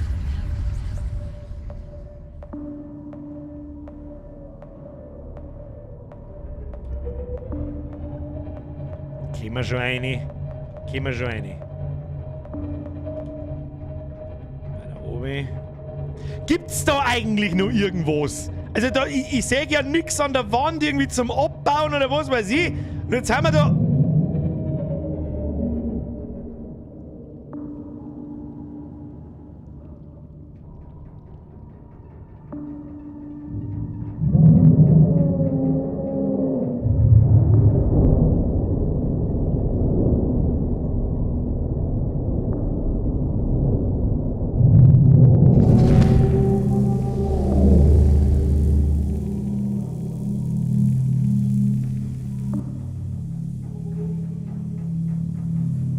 Alter, wie fett ist denn er?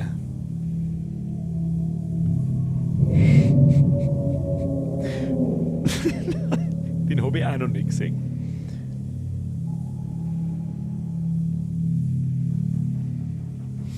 Ohne Scheiß, press Triple F für diese Entwickler, weil es wirklich ein sagenhaft gut gemachtes Spiel ist. Ich kann es nicht oft genug sagen. Ich fahr jetzt da rein.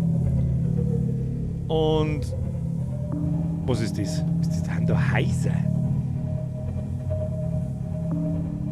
Selbstspieler, Trivia, der tiefste Punkt der Erde, der Marianengraben, liegt etwa 11.000 Meter unter Meeresspiegel, ca. 2.400 Kilometer lang und es herrscht ein Druck von ca. 1070 Bar. Selbstspieler, merci für den Euro und merci fürs Trivia.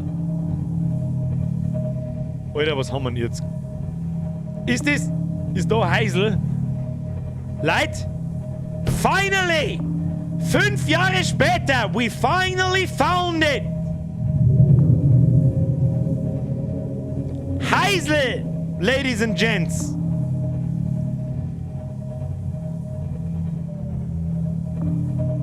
Wie kommen wir da jetzt rein? Wie tief sind wir eigentlich? 1400. Soll ich da jetzt einreisen, oder was?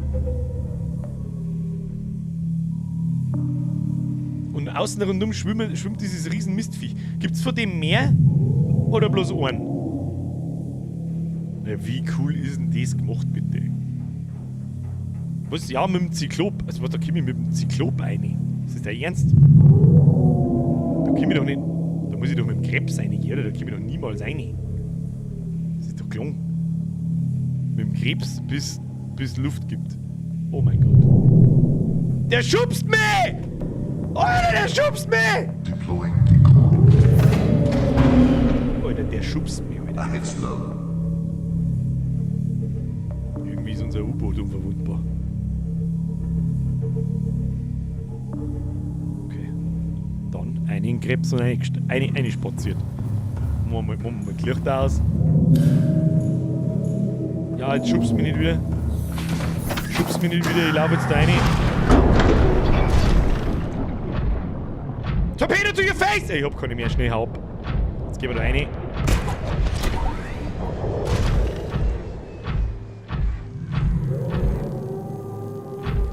Brauchen wir jetzt da irgendwas, oder?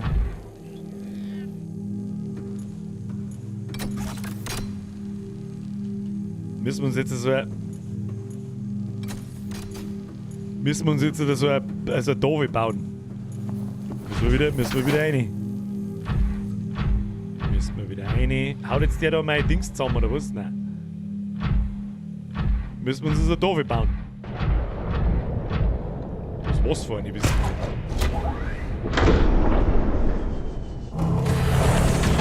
Auch gleich mehr, gell? Captain. Okay. All systems online. Schauen wir mal. Jetzt machen wir da erst einmal. Engine powering down. Engine aus. Oh, nee, das Schild aus, nee, das Schild aus. Deploying vehicle silent run. Vielleicht lässt er von uns, who knows. Wie geht's dabei mit daher? Und wir können, die kann man sich doch bauen, oder? Hat's geheißen. Ich bin jetzt gespannt. Wir haben schon wieder davon geschoben. Das soll ja aufhören. Der ist ja besser, der soll ja aufhören. Wie bauen man das? Schon im Fabrikator drin. Da nicht. Ah, da. Blaue brauchst, 2 brauchst. Okay. Ich verlasse mich auf euch. Ich nehme lieber 3 mit. Dann mache ich lieber, wenn einer schon wieder schreibt 3, dann mache ich 5. Und eine Orange und eine Lila nehme ich auch mit. Aber ich werde die ganze Zeit geschubst von dem. Ich hoffe, dass unser Zyklop nicht kaputt geht. Come here. To me.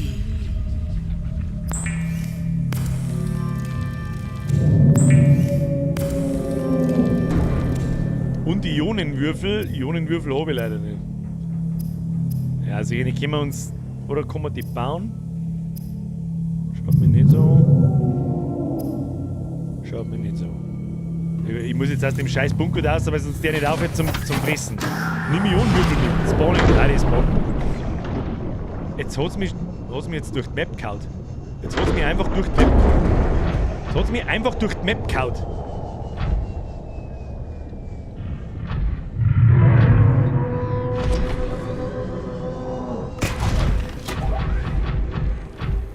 So. Greisliches, riesiges Mistviech. So, blaue Kartuschen rein und dann schauen wir, was passiert. Ein paar Arme habe ich leider gehabt. Muss ich mit dem Krebs reingehen oder kann ich... Muss ich mit dem Krebs reingehen oder kann ich zu Fuß gehen? Spare mal, wenn du schon unter die Map fällst. Ja, das ist eine gute Idee. Mann, was passiert denn jetzt? Ich kenne ja den restlichen Storystrang nicht. Übersetze örtliche fremde Übertragung. Warnung. Impfstoffentwicklungsprogramm abgebrochen. Imperator-Ei-Brutprojekt, lebende Exemplare eliminiert, Gebäude sofort. Self-scan complete. Bacterial infection has spread to the skin and pulmonary system. Medical report recorded to databank. It is imperative you find a way to neutralize the infection.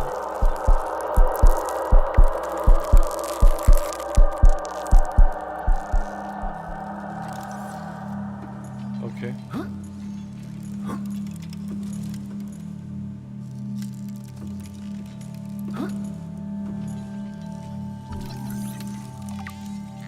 Mal abgesehen, ich check nicht, was ich tun muss.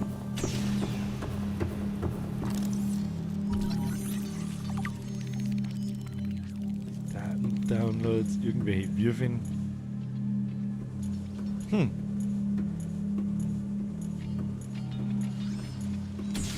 Den Bohrer, kann man sich den Bohrer...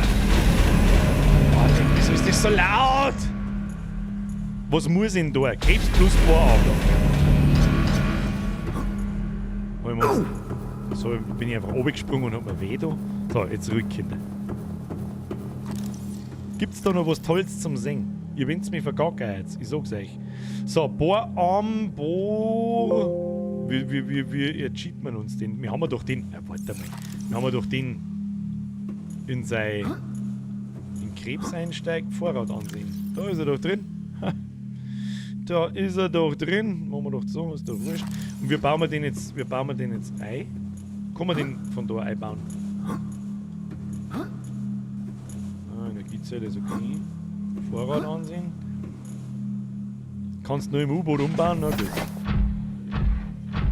Schauen wir mal, wo der Dicke ist. Wo ist denn der Dicke? Der Dicke lässt uns mittlerweile ja auch in Ruhe.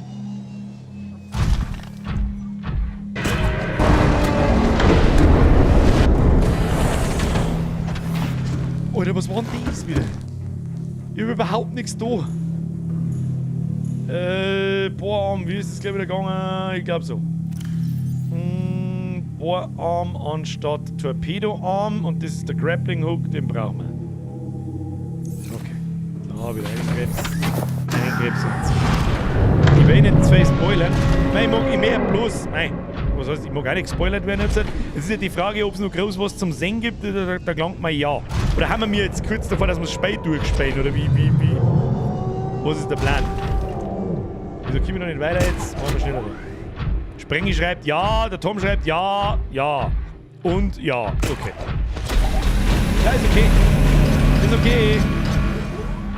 Es gibt ein Bohrarm. Und jetzt das Ding da oben runterbohren. Runterbohren.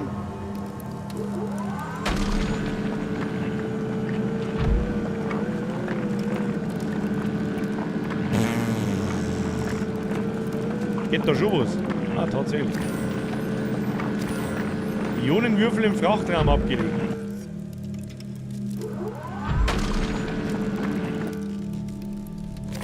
Mehr Ionenwürfel, sehr schön. So, dann brauche ich jetzt genaueste Anweisungen, Leute. Was muss ich tun? Jetzt kann ich nummerieren. Kann man nummerieren.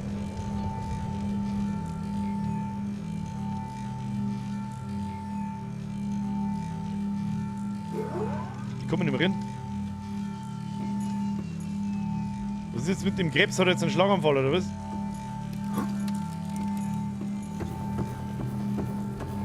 Machen wir mal das Ding da noch aus. Habe ich mir jetzt einfach gedacht, das der mir jetzt einfach, ob es da hingeht, weiß ich nicht, aber. Steht da hinten was? Weiß ich nicht, hat der Krebs jetzt einen. Was ist denn mit dem, Alter? Geht bloß weg von mir. Ich kann doch nicht mehr steuern, gehört das so?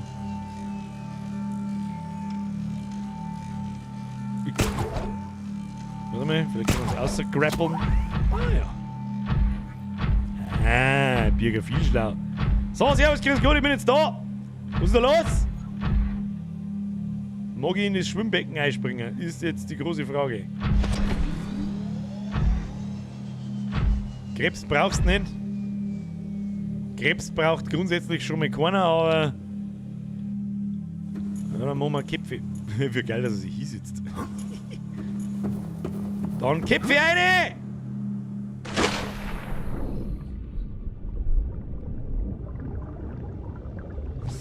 Unter Wasser habe ich ein schlechtes Gefühl. Frag mich bitte nicht, warum jetzt nicht.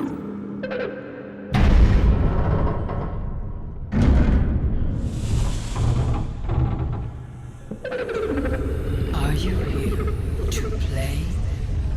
Others came here once. They built these walls.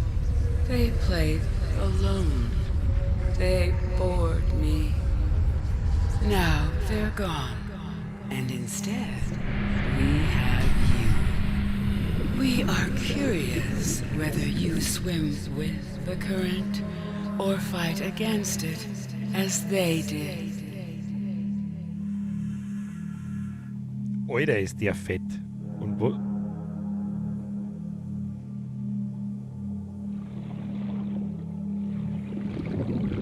Was? Und jetzt?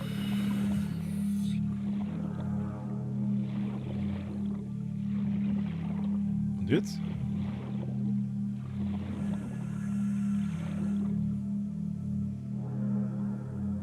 Was du jetzt mit dem Imperator? Detecting unusually passive behavioral patterns in nearby Ungewöhnlich passive predators. Verhalten aus der Raubtiere Reason in der unknown. Ursache unbekannt. Ja, der Imperator schwimmt da umeinander. Nachschwimmen? Ich bin gerade, die schwimmt da im Kreis und irgendjemand hat geschrieben, ich muss die Ionenwürfel mitnehmen. Das die haben wir da einmal.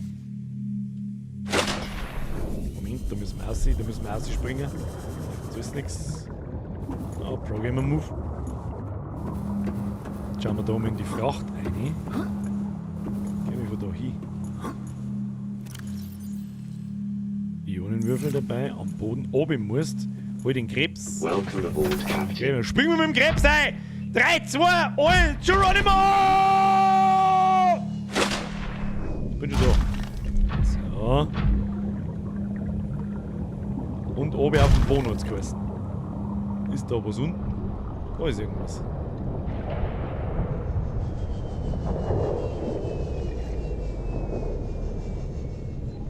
Ja, Stress mich jetzt mit dem Imperator niedergratschen. Nein, Viech, tu mich nicht essen, los mich! Los mich!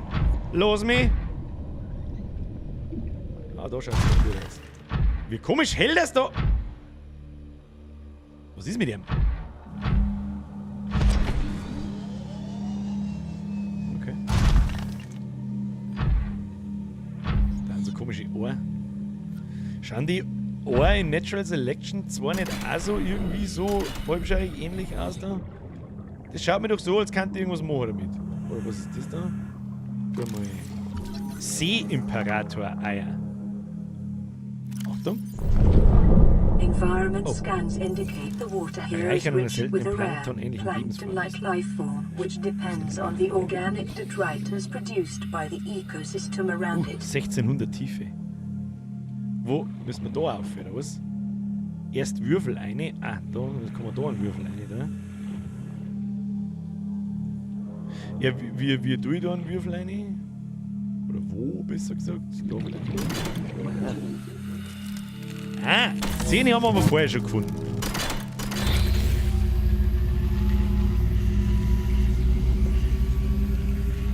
My young need to hatch, to play outside this place. We have been here so long. The others built a passage to reach the world outside. I asked them for this freedom, but they could not hear me. If you help us, I will give you freely what the others tried in vain to take. Ja, ich helfe euch schon.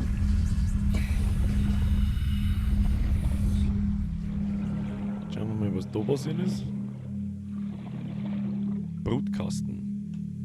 Enzyme zum Schlüpfen hinzufügen.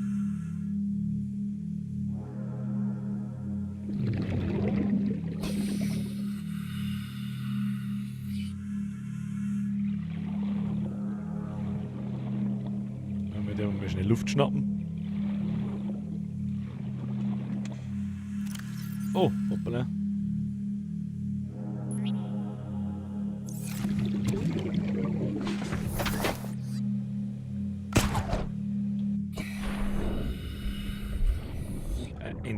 Was muss ich bauen? Ich check nicht, was soll ich da jetzt bauen? Ich kann nichts bauen.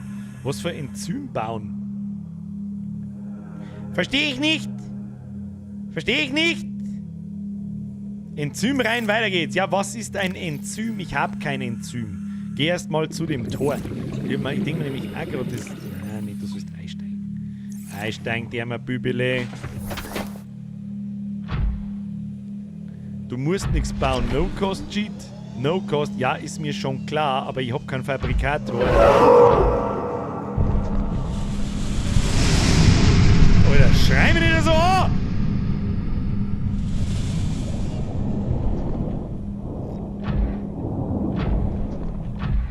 Da muss ich doch nur so eine Kugel einstecken, oder? Ah.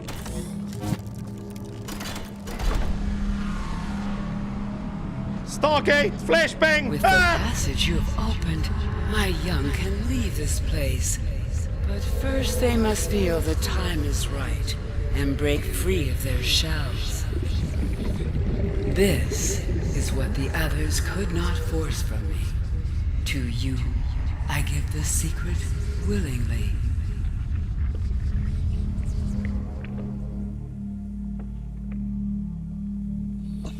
Jetzt muss das Ding da rein, oder was? Okay.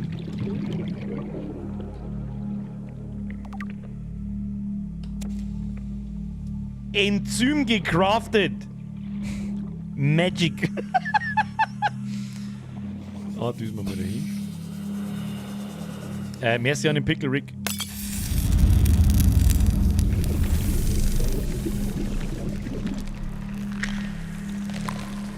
Oleg.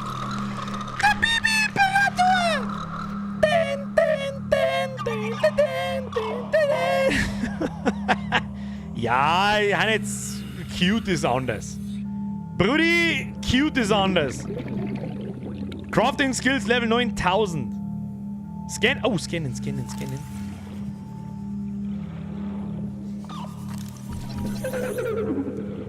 kann's nicht scannen.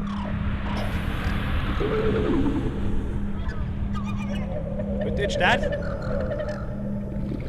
Ich hab's doch gerade kennen. Jetzt geht's nicht mehr. So. Bitte fries mich nicht.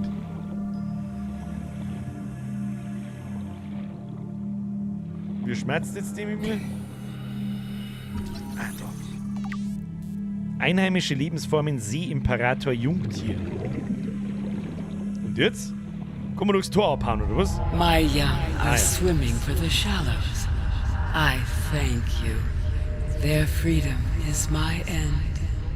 What will it be like, I wonder? To go to sleep and never wake up. Na, nicht sterben! Perhaps next we meet, I will be an ocean current, carrying seas to a new land. Or a creature so small, it sees the gaps between the grains of sand. Farewell, friend. Wieso stirbt denn die jetzt? Krebs und Sauerstoff, ja, ich hab schon gespannt. Und jetzt stirbt's, oder was? Das ist aber nicht schön. Na. Na, finde ich nicht schön.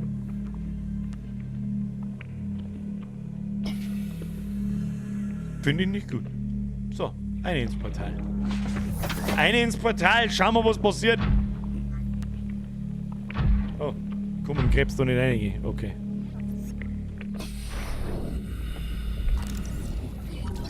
Wie das noch schnell ausschauen? Infiziert. Irgendjemand schreibt, jedes Mal, wenn ein Cheat ist, stirbt ein Seeimperator.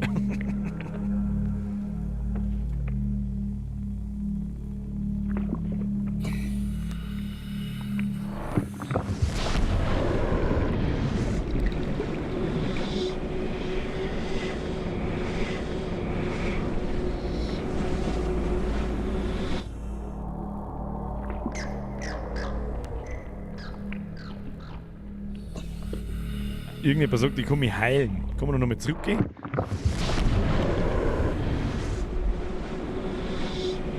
Wer heilt mir denn sie?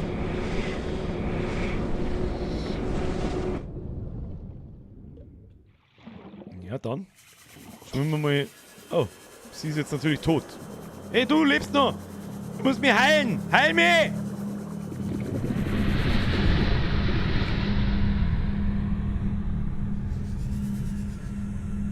Was? Die Kackbällchen von die Junge? Waren ein Kackbällchen?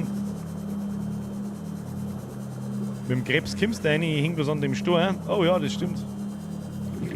Gehen wir noch mit zurück aus. Weil die haben ja schon durchgegangen. Brei Kackbällchen von die Kinder. Kinder-Kackbällchen! Eine jetzt da.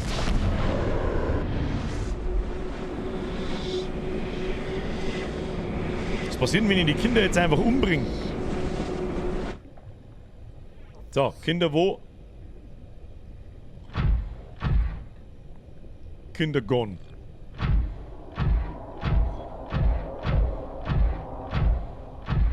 Wo genau sind wir jetzt da eigentlich? Unser scheiß U-Boot ist 1600 Meter weg.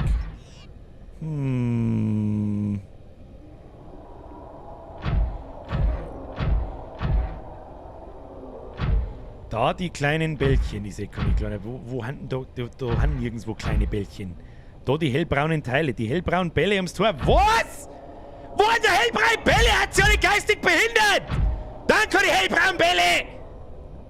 Was jetzt? Nein, diese scheiß Zeitverzögerung. Ich bin da und ich flippe aus. Ich flippe aus. So, jetzt da tue ich da. Und geh wieder rein, geh wieder aus, geh wieder rein. Aber am besten sind die Leute von YouTube, die vor einer Viertelstunde irgendwas singen. Ich raste aus! Da ist ein komischer Boinken da. Gib mir halt dann den. Boinken wo? Da ist ein Boinken. Kannst du das Enzym berühren? Mein Kruzifix, ich raste aus! Jeder 500 Leute, nur das. Die eine Hälfte hängt eine Viertelstunde zurück. Flüge mal in den Ghost Leviathan rein. Hä? Was? Haben wir uns jetzt geheilt? Nice. Was war denn jetzt passiert, wenn ich ohne Heilung davon fliege? War denn dann gewesen? Welcome aboard, Captain. Selbst scannen noch, sagt einer. Moment, selbst scannen. Self-scan complete. Vital signs normal. No remaining sign of bacterial infection. Na gut, die Hirn. So. Darf ich jetzt gehen? Ist jetzt genehm. Jetzt passen wir auf, wann im YouTube-Chat Leute anfangen und ja, jetzt passt alles, jetzt kannst du zurück. Das dauert jetzt bis um 9:45.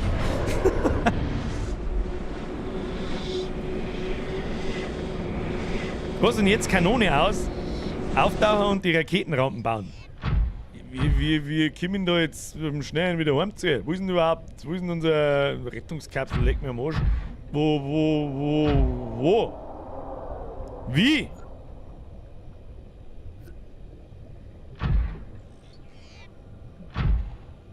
Da rein. Gehen wir da rein. Geht's einfach mit der Faust, das da rein gilt dem, was ich gerade tue. Dann gehen wir da rein. Lassen wir das Ding auf. Bam. Sauber ausgesehen mit und los geht's. Was muss ich da drin tun? Ich weiß es nicht. Bin ich mit dem Krebs heim zu schnell oder ich weiß es auch nicht. Ein Laser muss ich noch ausschalten, ich weiß nichts von einem Laser. Stecke ich halt schon wieder fest. Los mich halt aus dann! Ziehen wir uns nur noch so vorwärts. So schaut's aus. Ah. Los jetzt. Warum geht denn die so über nicht? Müssen wir aussteigen.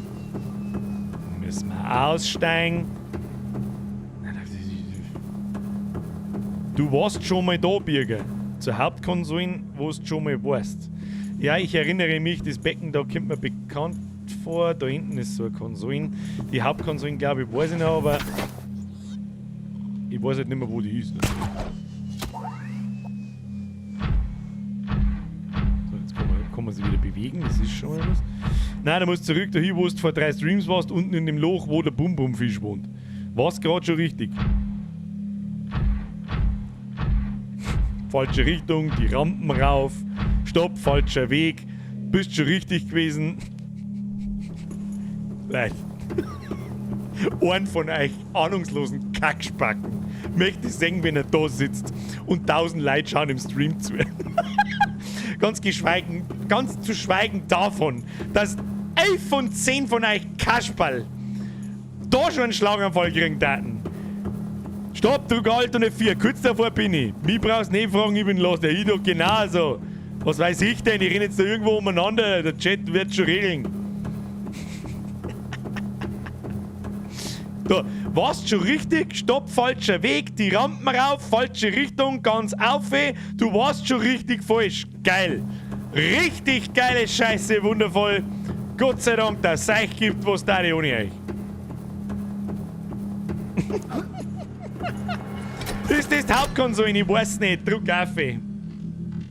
Ach, das hat ja stimmt, das hat ja verwehrt, weil ich diese Infektion habe. Ja, ich weiß schon noch.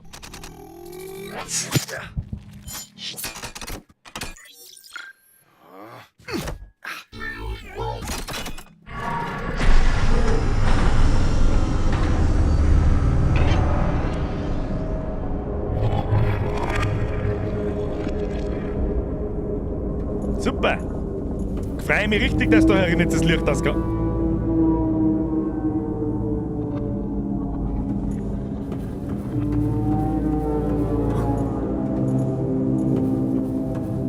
Unangenehm! Wo müssen wir denn eigentlich hier oben oder ich käme nicht raus? Nein, stopp.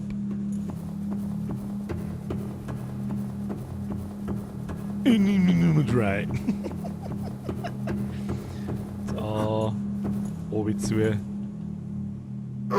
Ja, für was habe ich Medipacks dabei? Halt mal dein Futzen jetzt. Du hast eine Taschenlampe. Ich brauche keine Taschenlampe mit dem Pro-Gamer. Ruhe jetzt.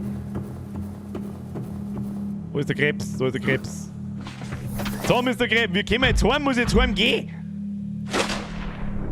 Muss ich jetzt heim gehen oder was ist denn jetzt? Das sind 1500 Meter, bist du besoffen oder was? Was ist mein U-Boot? Hat's meine rote Rakete einfach gefressen oder was? So, raus, Kanone anschauen, Raketenstartplattform bauen. Rakete bauen, abhauen, GG. Wir kommen jetzt da, ich muss mal wieder an die Wasseroberfläche. Das war einmal eine Sache. Vielleicht kann ich dann was bauen. Warte mal, jetzt lassen wir mal da her so. Ja.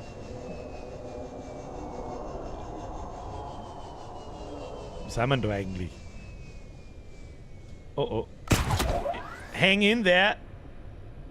Erst einmal da hier hängen. Tassalophobia ein bisschen kicken lassen. So. Wie, du bist bloß noch 120 Meter tief. Wir haben ja durch dieses Portal gegangen. Von 1700 Meter nach, was das schon. So, jetzt gehen wir mal weiter. Ja, und da waren wir schon mal. Ich weiß schon noch.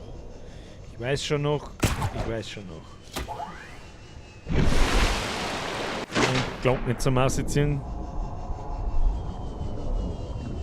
Das Portal noch mehr eine für die rote Rakete. Ich fahr jetzt da nicht noch mehr durch den Vulkan da durch. Ich bin narrisch. Das dauert ein Dreivierteljahr. So, züg mir jetzt einmal aussehen.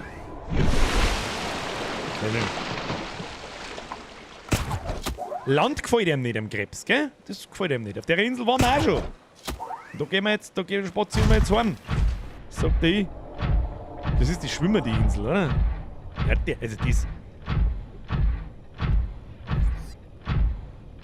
Zurück durchs Portal mit dir für die rote. Ja, was soll ich in der roten Rakete? Die hilft mir doch jetzt gar nichts. Ist eh schon Viertel nach 10. Ja, jetzt gehen wir da noch gemütlich heim und dann fliegen wir. Und dann schauen wir uns einen Abspann. Also den genehmigen wir uns schon. Bau halt einfach schnell eine kleine Base auf. Ja, macht natürlich auch Sinn. Kann man das Ding... bauen wir schnell eine kleine Base auf. Wo kann man da eine kleine Base hinbauen? Du baust mir mal eine kleine Base hin. Ich zeig euch die Basics. Baust du mir eine Base hin? Tu mir, was brauchen wir da? Brauchen wir das Tauchtag? Tu es mit Tauchtag. Machst du mal einen Tauchtag? Ja. Welcome aboard Power Wo, Leute? All primary systems online. Ja. Ah ja, super. Steigst jetzt aus? Sag mir, was ist mit dir? Steigst jetzt aus oder nicht? So, einen kompletten Schlaganfall. Okay. So, was brauchen wir dafür? Da brauchen wir einen Fabrikator. Gib mir den Fabrikator. Blub. Und dann brauche ich dieses mobile Fahrzeugstation. Wahrscheinlich. Bauen wir zusammen. Bauen wir zusammen. Und dann gehen wir Abflug. Abflug ist dann. Wundervoll. Fabrikator können wir wieder nicht mitnehmen. Frisst man zweimal, ich weiß nicht, was schmeißen wir weg. Ich kann es nicht nehmen. Ja, ist jetzt groß. Jetzt spackt das Speer weg. Was ist denn jetzt los? Oh, das schmeißen wir jetzt weg. Weg.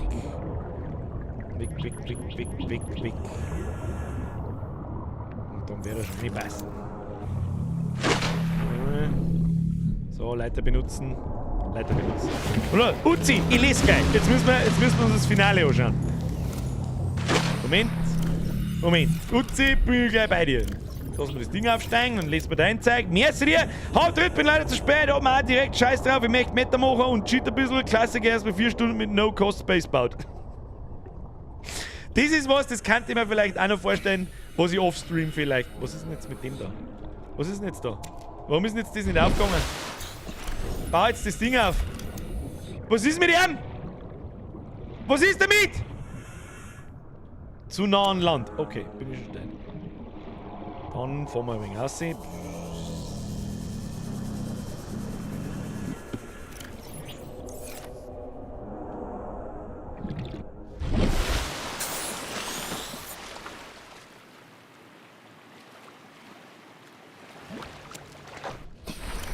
Ja, da war was.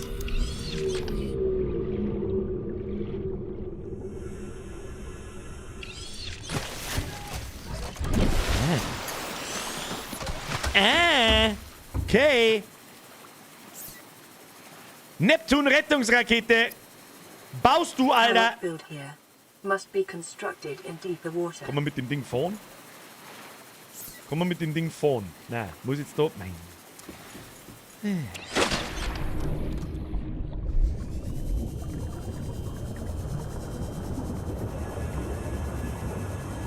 Bin gespannt.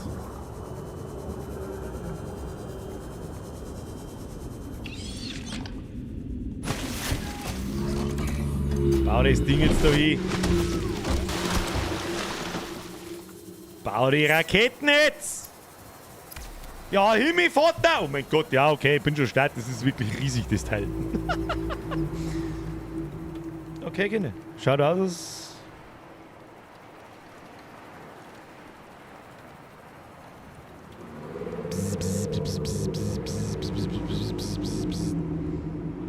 Los. Mr. Drohne, bauen Sie schneller.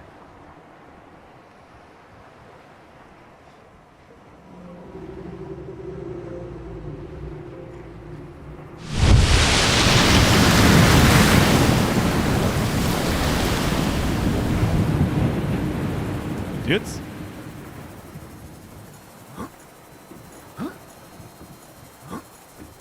Ach, das ist so eine Steuerkonsole, okay. Jetzt können wir da Raketen reinbauen, oder was? Oh, da hinten ist Aurora. Was haben wir jetzt da? Neptun-Versorgungsturm. Konstruieren.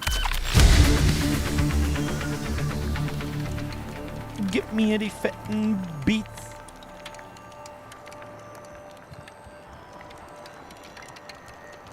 Drohnen, das kann aber auch ein bisschen schneller gehen, gell?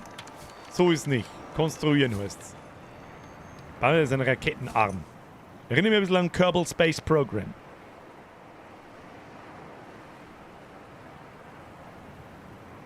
Was? Ich bin mir nicht so hundertprozentig sicher, was wir da jetzt bauen. Ich glaube Raketen. Die wird echt riesig. Oh, das gefällt. So, Neptun Haupttriebwerk. Konstruieren. Oh, holy shit, die wird richtig riesig. Ja, da musst du dann im Endgame nochmal richtig farmen. Wahrscheinlich, ich habe jetzt nicht aufgepasst, was die Sachen kosten normalerweise. Das schauen wir uns jetzt beim nächsten Modul gleich an.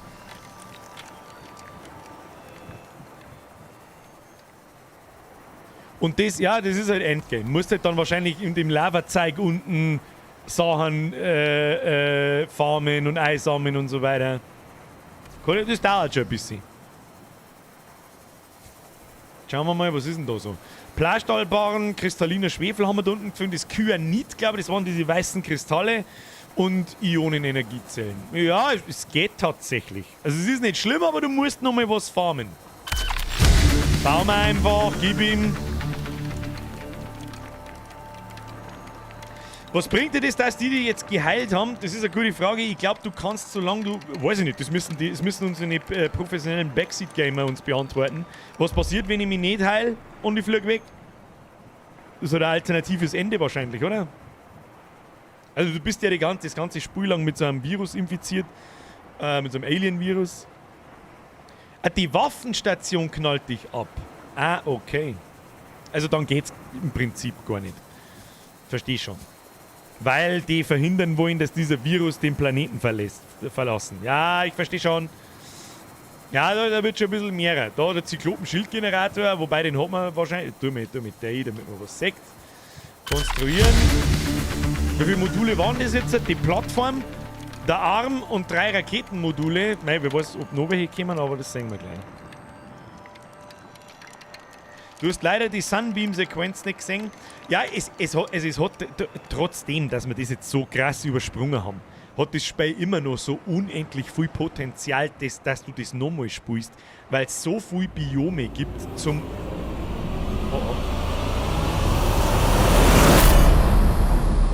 Neptune 1 rocket online. Alter, wenn das nicht die rote Rakete ist, dann...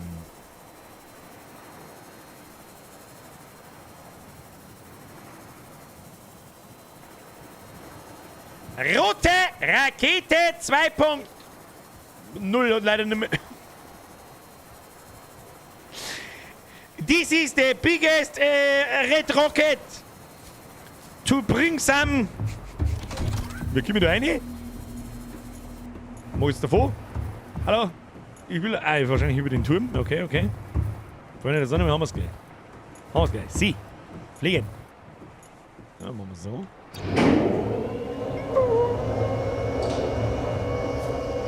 Rote Rakete. Achtung.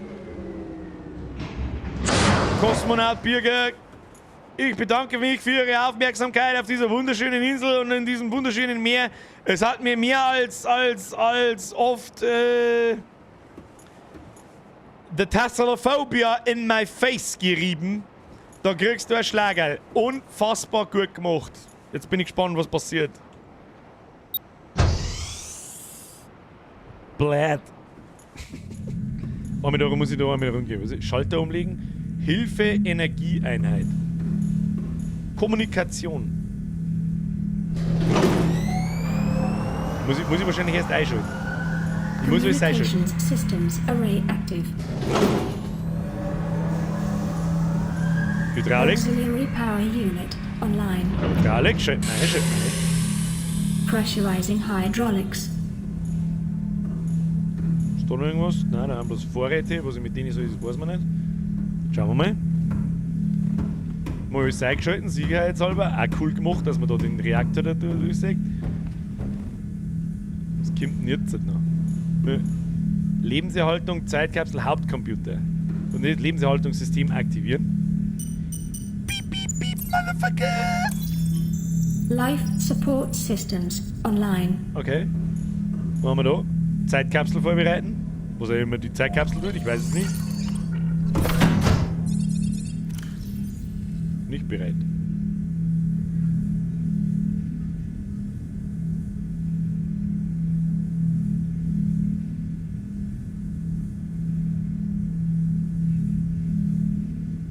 Gib's immer mal ein Messer, damit nichts passiert.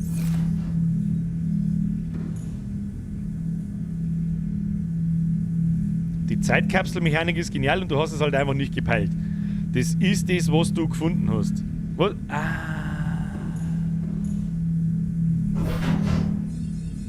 Ja, doch, hab's schon gepeilt. Machen wir von da einen Screenshot. Mit nichts da, den der mal rein. Nachricht. Dein fette Mom ist mein Mount. Halt dein Fotzen und schnall die in deinem Backseat an. Jetzt geht's bloß noch ab. Habe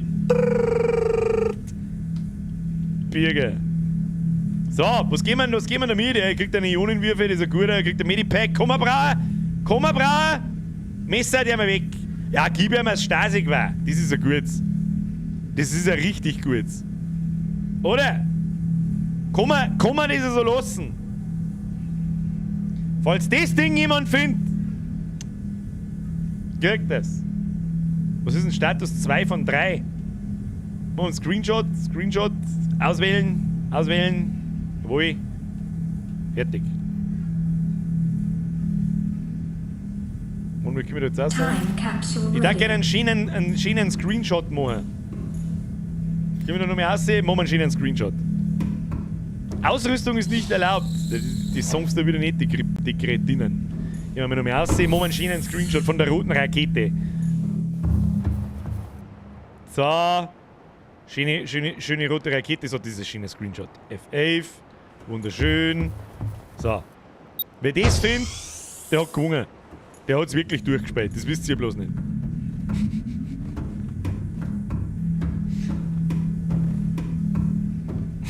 Achtmal Schmiere eine da. Was? Die Kapsel geht erst auf eine Website zum Voten. Wie meinst du das? Ah, und dann wird es freigeben, oder wie, wenn das legitim ist. Und dann müssen wir das noch mehr außer wenn Ausrüstung nicht erlaubt ist. Ich habe ja nichts anderes, dann kriegt er 2 Medipacks. Ich habe ja nichts mehr. Ich erkläre jetzt dann gleich, also diese Zeitkapsel. Wir haben ja schon einmal so eine Zeitkapsel gefunden. Ich weiß nicht, im 2. Stream, glaube ich. Gehen wir mal ein Messer rein. Und die Zeitkapsel ist die da. Alles, was ich jetzt da reinlege, einschreibe oder einen Screenshot mache, die kann irgendein anderer Spieler irgendwo in der Welt finden, wenn wir uns da verpissen jetzt. Sehr, sehr, sehr geile Time capsule ready. Mechanik, ganz ehrlich. Super, hab ich so. Wo gibt es das sonst nirgendwo in einem Spiel? Zeitkapseln. For the Aurora and Crew und Long Time Fresh Food. Eating nothing but fish will make you sick, so I left you my trusty veggie knife and great food. For the Aurora and Crew, rest in peace. Das sind die Zeitkapseln, die wir mir gefunden haben. Ist das so? Ja gut, auf alle Fälle ist was drin. Was haben wir da noch? Bordcomputer starten. Sonntag Ruhetag, das alles verpasst. Wir haben 5 Sekunden vorher durchgespielt. So, dann glaube ich, haben wir alles. Kann ich All mit systems are go for liftoff. Meine sehr verehrten Damen und Herren, ich bitte, genießen Sie Ihren Flug.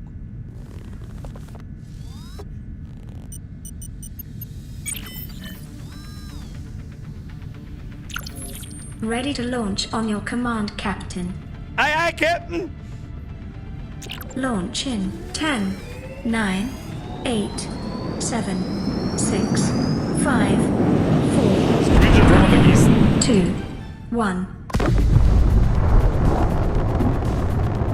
Da waren 3 Fege! Time capsule jettisoned. Jetzt ist die Zeitkapsel rausgefallen. Ja. Ich konnte nicht mehr steuern, das ist jetzt... It is what it is.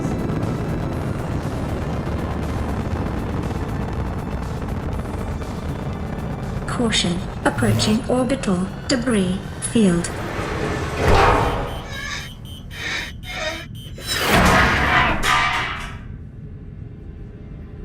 Orbital debris field clear. Performing gravity turn maneuver. Ja, Transition Planet to Space ist schon mal besser als in Star Confirm Citizen. destination coordinates. Nearest interstellar phase gate. Engaging ion boosters in 3, 2, 1.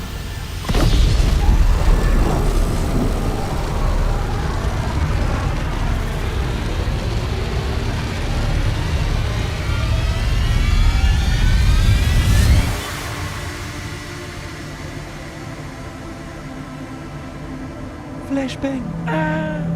What is a wave without the ocean? A beginning without an end. They are different, but they go together. Now you go among the stars, and I fall among the sand. We are different, but we go together.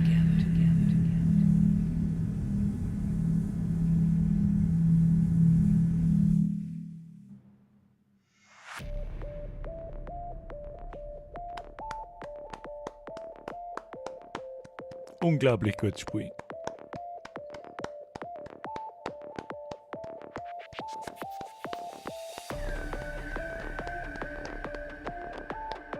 Ja. Ich wüsste nicht, wenn ich jetzt mit aller Gewalt,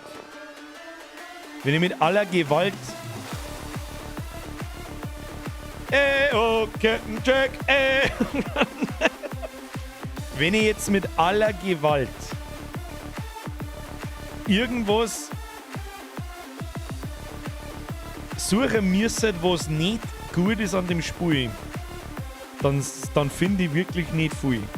Das sind so kleine Bugs, ja, wenn jetzt der Krebs da irgendwo rumhängt und sowas halt. Aber ansonsten ist das eins der durchdachtesten Spiele, die ich jemals gesehen habe. Also ganz ehrlich, von vorne bis hinten. Da kommt noch After Credits-Satz, dann schauen wir uns die Credits an.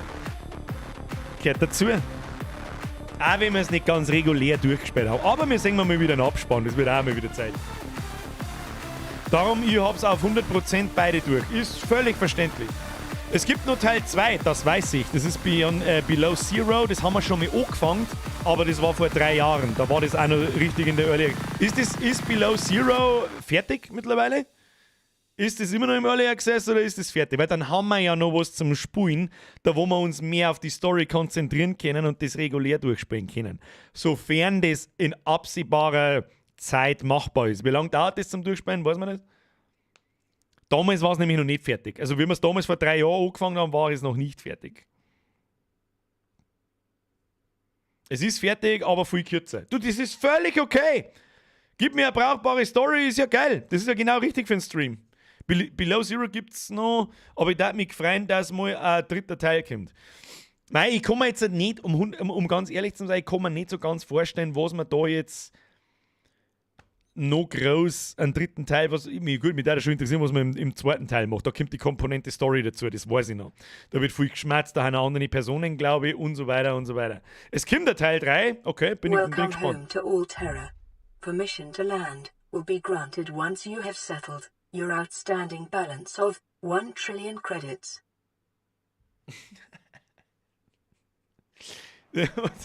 Wenn ich daheim kriege, kriege ich 1 Trillion Credits, weil ich überlebt habe, weil ich so super gut bin, oder wie?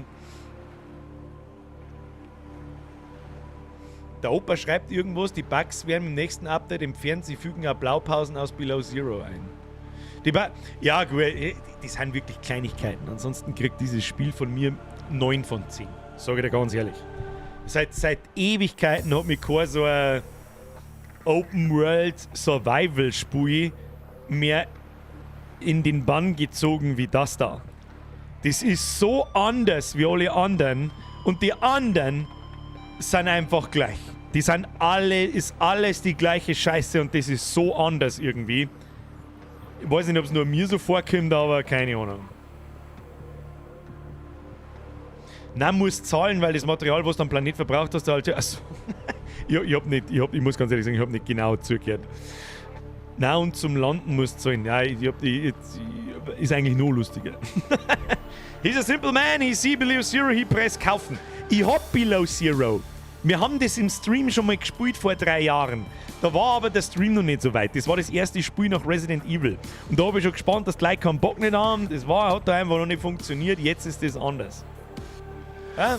Schauen wir uns an, wenn wir irgendwann einmal nicht wissen, was wir sonst spielen sollen, spielen wir Below Zero. Versprochen. Und ob wir offstream da noch mehr anschauen, schauen wir mal.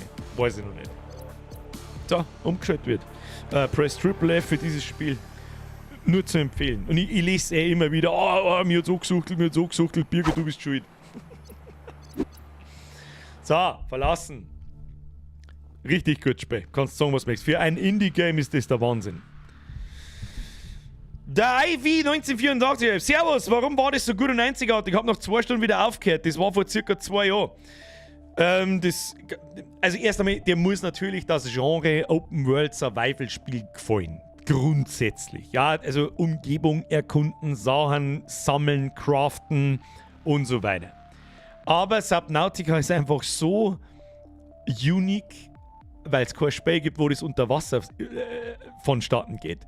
Und das fühlt sich so anders an wie sämtliche 0815 Survival Games. Ja, du strandst irgendwo an einer scheiß Insel, hol erst einmal einen Holz und einen Stor und bau einen Hammer. Und bau da einen Holzspeer und bau da Holzhütten und dann baust du eine Storhütten und dann baust du und immer so weiter. Du weißt schon, wie ich meine. Du weißt schon, wie ich meine. Für den durchschnittlichen Landi-Spieler ist halt nichts. Ja, für den durchschnittlichen Landi-Spieler ist nichts außer der Landi irgendwas. Schau dir die Sunbeam-Sequenz noch raus. Moment. Subnautica Sunbeam. Die Sunbeam kommt uns holen. Es dauert ewig. Subnautica Sunbeam Shutdown. Was ist das da? Geht das nicht schneller? Was ist Subnautica Sunbeam Alternate Ending? Vor 6 Monaten. Das der meine ist da, der Minuten 20. So, das schauen wir uns jetzt so. Moment. Musik aus. Moment, da muss ich jetzt schauen, ob da irgendwo. Machen wir mal Monitor ganz. Da machen wir Video Monitor ganz. Machen wir so, ja, easy. So, drücke auf Play. Achtung, schauen wir uns so, was passiert. Aurora, we see you. Man, whatever hit you guys really messed up your ship. Captain? You're gonna want to take a look at this. Is that a building down there? It appears so, but I can't identify it. What do you mean you can't identify it? Doesn't come up on the... Bla bla bla, wir können euch abholen. Ist das ein Gebäude da unten? Es erscheint nicht auf dem System etc. Wer jetzt kein Englisch kann, dem kann ich jetzt auch nicht helfen. Look, it's not important right now. Boys, brace yourselves.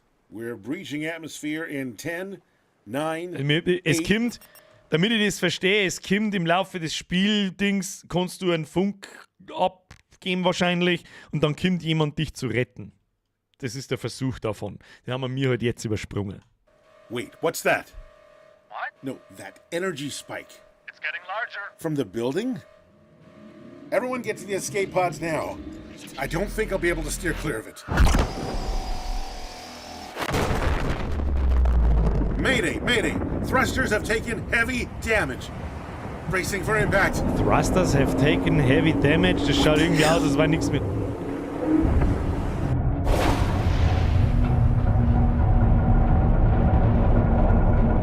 Okay.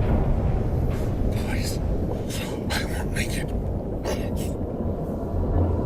The pod should get you to safety. Geht das so? It's been an honor. I'm sorry. I hope you can... Ich wollte gerade sagen, wir können ja noch umeinander telefonieren, wenn... Communication with trading vessel Sunbeam lost. Okay. Kehrt. Aber normalerweise wird es einfach abgeschossen, oder wie? Also normalerweise wird es einfach abgeschossen und gut. Das ist auch ein bisschen größer als der Imperator. Das ist ein Mod. Tassalophobia Maximum. Das ist ein Mod, das Monster gibt es im Standard-Game nicht. Das war jetzt schon ein bisschen extra, also zu krass groß. Der TCC Doggies, jene Spiele werden heute noch mit Sinn und Verstand gemacht von kleinen Studios und nicht wie die Großkonzerne, wo es nur noch ums Geld geht. Absolut richtig. Man stelle sich vor, was für Spiele rauskommen, wenn die Entwickler wirklich Bock auf ihr Spiel haben. Ja. 9 von 10. Das sind, und das, also wirklich bis auf 10, das sind wirklich Kleinigkeiten. Es funktioniert ja alles. Am allerkrassesten, was mich geflasht hat, ist das fette U-Boot und dass du mit deinen anderen Fahrzeugen da drin docken kannst und dass das da drin, wie es aufgebaut ist, verschiedene Räume, verschiedene Module und so. Das ist richtig gut gemacht. Da hat sich richtig jemand was denkt. Und du hast die ganze Zeit Progress. Du kriegst als erstes deine Flossen, dann kriegst du diesen Tauchapparat, dann kriegst relativ zeitig die ersten Base-Gegenstände, dann kriegst du sehr zeitig eigentlich die Seemotte und kannst schon richtig tief tauchen und so und du entdeckst immer wieder was Neues. Immer wieder, ja. Bürger in Below Zero wirst du herausfinden müssen, was mit diesem Charakter passiert ist nach der Ankunft. Ah ja. Naja, werden wir ja dann sehen. Ja, schaut nicht, dass wir uns das jetzt noch schnell angeschaut haben, weil ich kann natürlich, weiß ich nicht, ob ich selber nochmal Subnautica komplett nochmal durchspiele. Vielleicht ja, wenn mir irgendwann einmal langweilig ist, aber die nächste Zeit einmal nicht. Und auch so wisst man, hey, wie viel Playtime hat Subnautica Below Zero? Let me have a look. Subnautica Below Zero Playtime. Nur Story, nicht wieder bauen und so ein Scheiß. Das ist halt für den Stream, dauert das einfach zu lang. Below Zero, was steht da so? Durchschnittlich 20 Stunden. Wenn man schnell ist, wenn man durchrusht, 13 Stunden und wenn man langsam ist, 26 Stunden. Das ist ein bisschen zu viel. Der Marco fragt mich, kaufst du dir ein PS für God of War Ragnarök?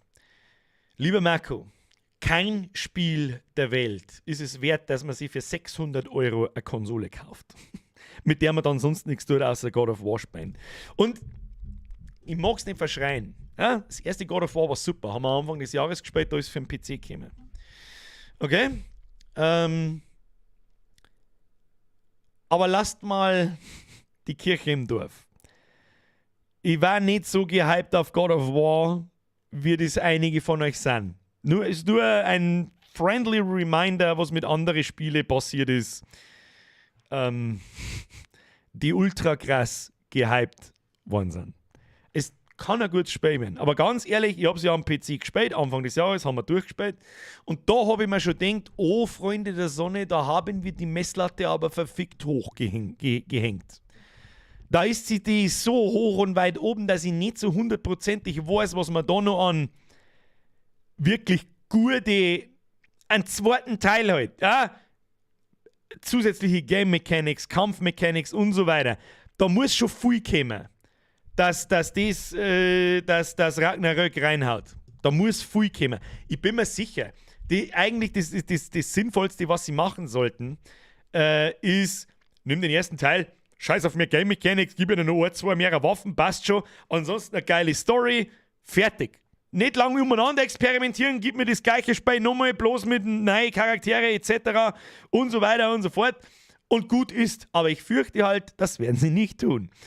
Deswegen Vorsicht. Und nein, ich kaufe mir auf keinen Fall eine Playstation für einzelne Spiele, wo es mittlerweile sowieso heißt, alles kommt irgendwann für den PC. Und ob man mir das, wer das jetzt spielen will, der spielt das sowieso jetzt. Und schaut sich das vielleicht bei mir an. Oh ja, das ist in Ordnung, aber in dem Pacing, wenn wir mir streamen, Montag, Mittwoch und jetzt kommt dann wieder der Herbst nach der Sommerpause, da kommt dann auch öfter wieder am Freitag oder am Samstag ein Stream, da darf man schon besser vorwärts kommen. Aber wie oft habe ich den gelesen bei Stray, ich mag nicht zuschauen, ich mag selber spielen. Oder bestimmte andere Story-Spiele vor allem, ich mag nicht zuschauen, ich mag mich nicht spoilern, ich spiele es selber. Der spielt sowieso selber und schaut es nicht bei mir an. Und wenn, dann muss ich mir bloß wieder die Backseat-Games-Scheiße da anhören. Da muss die links um mich, bei einer Kurve, wo wir vor einer Viertelstunde waren. Was es selber so, wie es ist. Aber um Gottes Willen, ich möchte keinem Ragnarök schlecht reden, hoffentlich wird es ein gutes Spiel. Ich vergünne uns allen nach dieser Scheiße, die uns die letzten 3-4 Jahre am laufenden Band abgeliefert wird.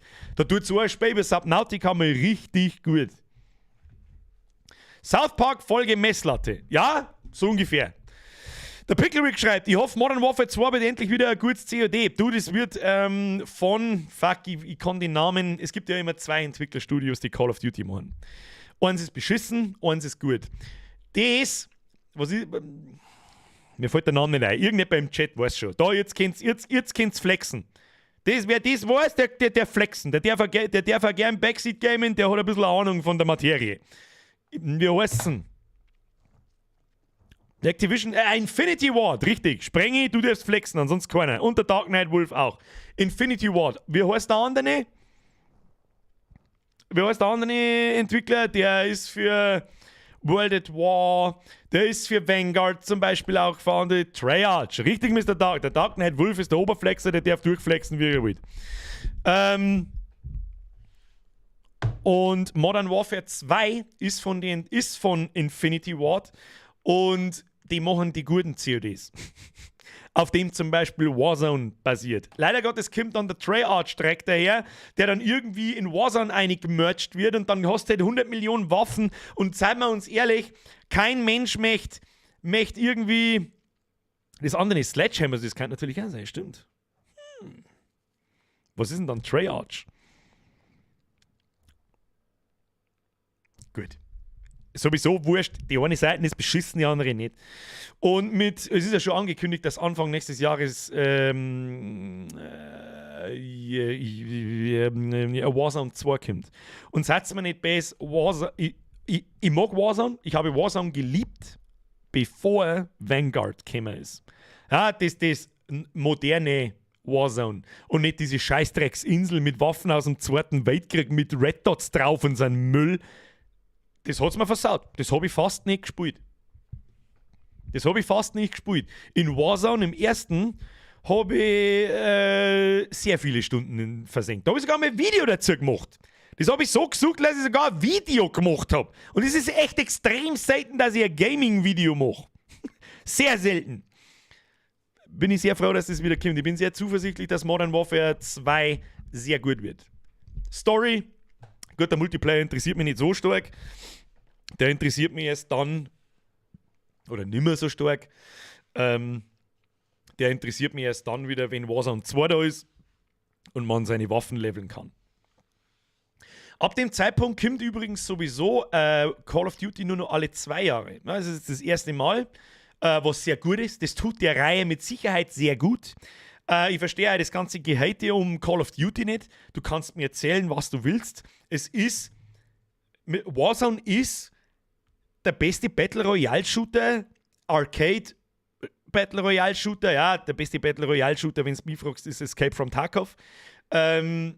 Ist kein Battle Royale, ich weiß schon, bla bla, ihr wisst schon, was ich meine. Escape from Tarkov, Arma etc. ist halt auf Realismus getrimmt und Call of Duty ist halt Arcade. Ja? Es ist halt, ja, gib mir deinen Controller-Scheiß, da kann ja jeder ein bisschen mitspielen und so weiter. Und da ist er mit Abstand der Beste. Da kannst du mir erzählen, was du willst. Battlefield. Da brauchen wir nicht drüber reden, was zur Hölle möchtest du mit Battlefield, halt bloß den Maul. Und ansonsten gibt's keinen. Sag mal, irgendein Arcade-Shooter, der besser ist wie Call of Duty. Also keiner nicht ansatzweise.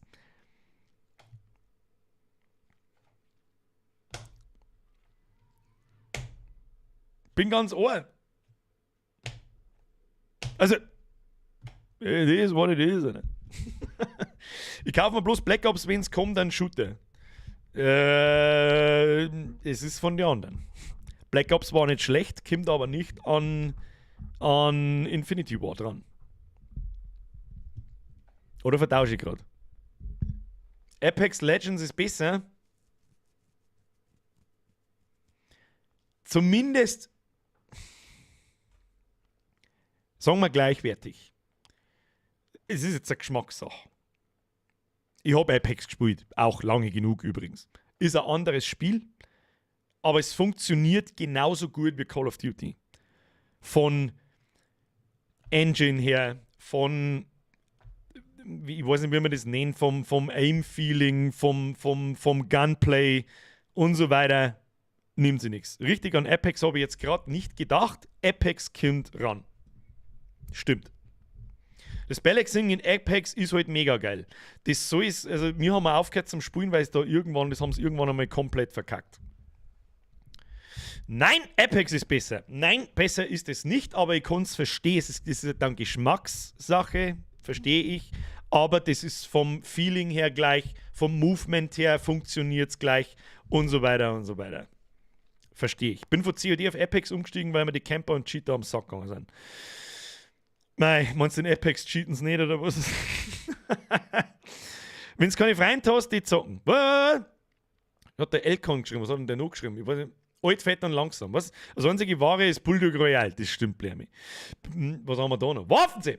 Trivia! Im Zweiten Weltkrieg hat es Red Dots gegeben, aber nur auf dem Panzer und das Ding hat eine LKW-Batterie. Ja, kann ich mir gut vorstellen. Aber das ist halt das, was mich dann so ein bisschen rausreißt. Aber das, ja, Modern Warfare halt, was in der nahen Zukunft liegt, ist, finde ich, das perfekte Setting für Call of Duty, das perfekte Setting für Warzone. Und natürlich haben das zwar verschiedene Spiele vom Spielprinzip her. Apex ist noch mehr ganz stickerl, schneller, hat ganz andere Movement-Mechanics mit wie der mit dem Grapple-Hook, der Roboter und so weiter. Und mit den Fähigkeiten von den Charakteren, wie nennt man die da? Champions, keine Ahnung, von den Helden halt.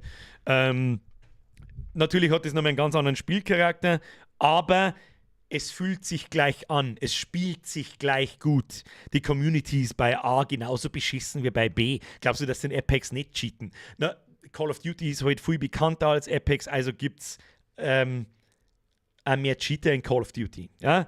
Das wird sich ja nie ändern. Und glaubst du, wenn du wirklich glaubst, in Apex spielst du gegen keine Cheater?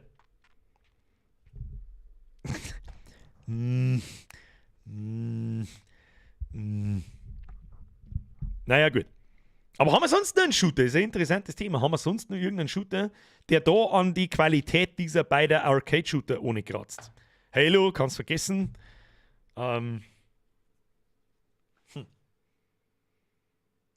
Nee, mir ist ja vor Apex schon nichts mehr eingefallen, fällt mir jetzt auch nichts mehr ein. Battlefield 3 und Bad Company 2. Ja, aber du kannst die Spiele nicht mit 10 Jahren alte anderen Spiele vergleichen. Austrian! Zu solch später Stunde. Was ist denn? Was tust du denn? Eine gute Nacht, war wieder ein saugeiler Stream. Ich bin auch am Anfang nicht da am Handy gewesen, drum ist er... Ach so, ja dann. Das ist immer gut, wenn ich immer dafür rechtfertigen. Herr Austrian, ich hoffe, Sie hatten Spaß. Merci wie immer. Zu dir sage ich eh schon nichts mehr. Bussi aufs Nussi, schlafen Sie ihm gut. Dunkler Vater, CSGO. Ja, so Unrecht hast du da nicht. CSGO ist aber nicht damit vergleichbar, weil...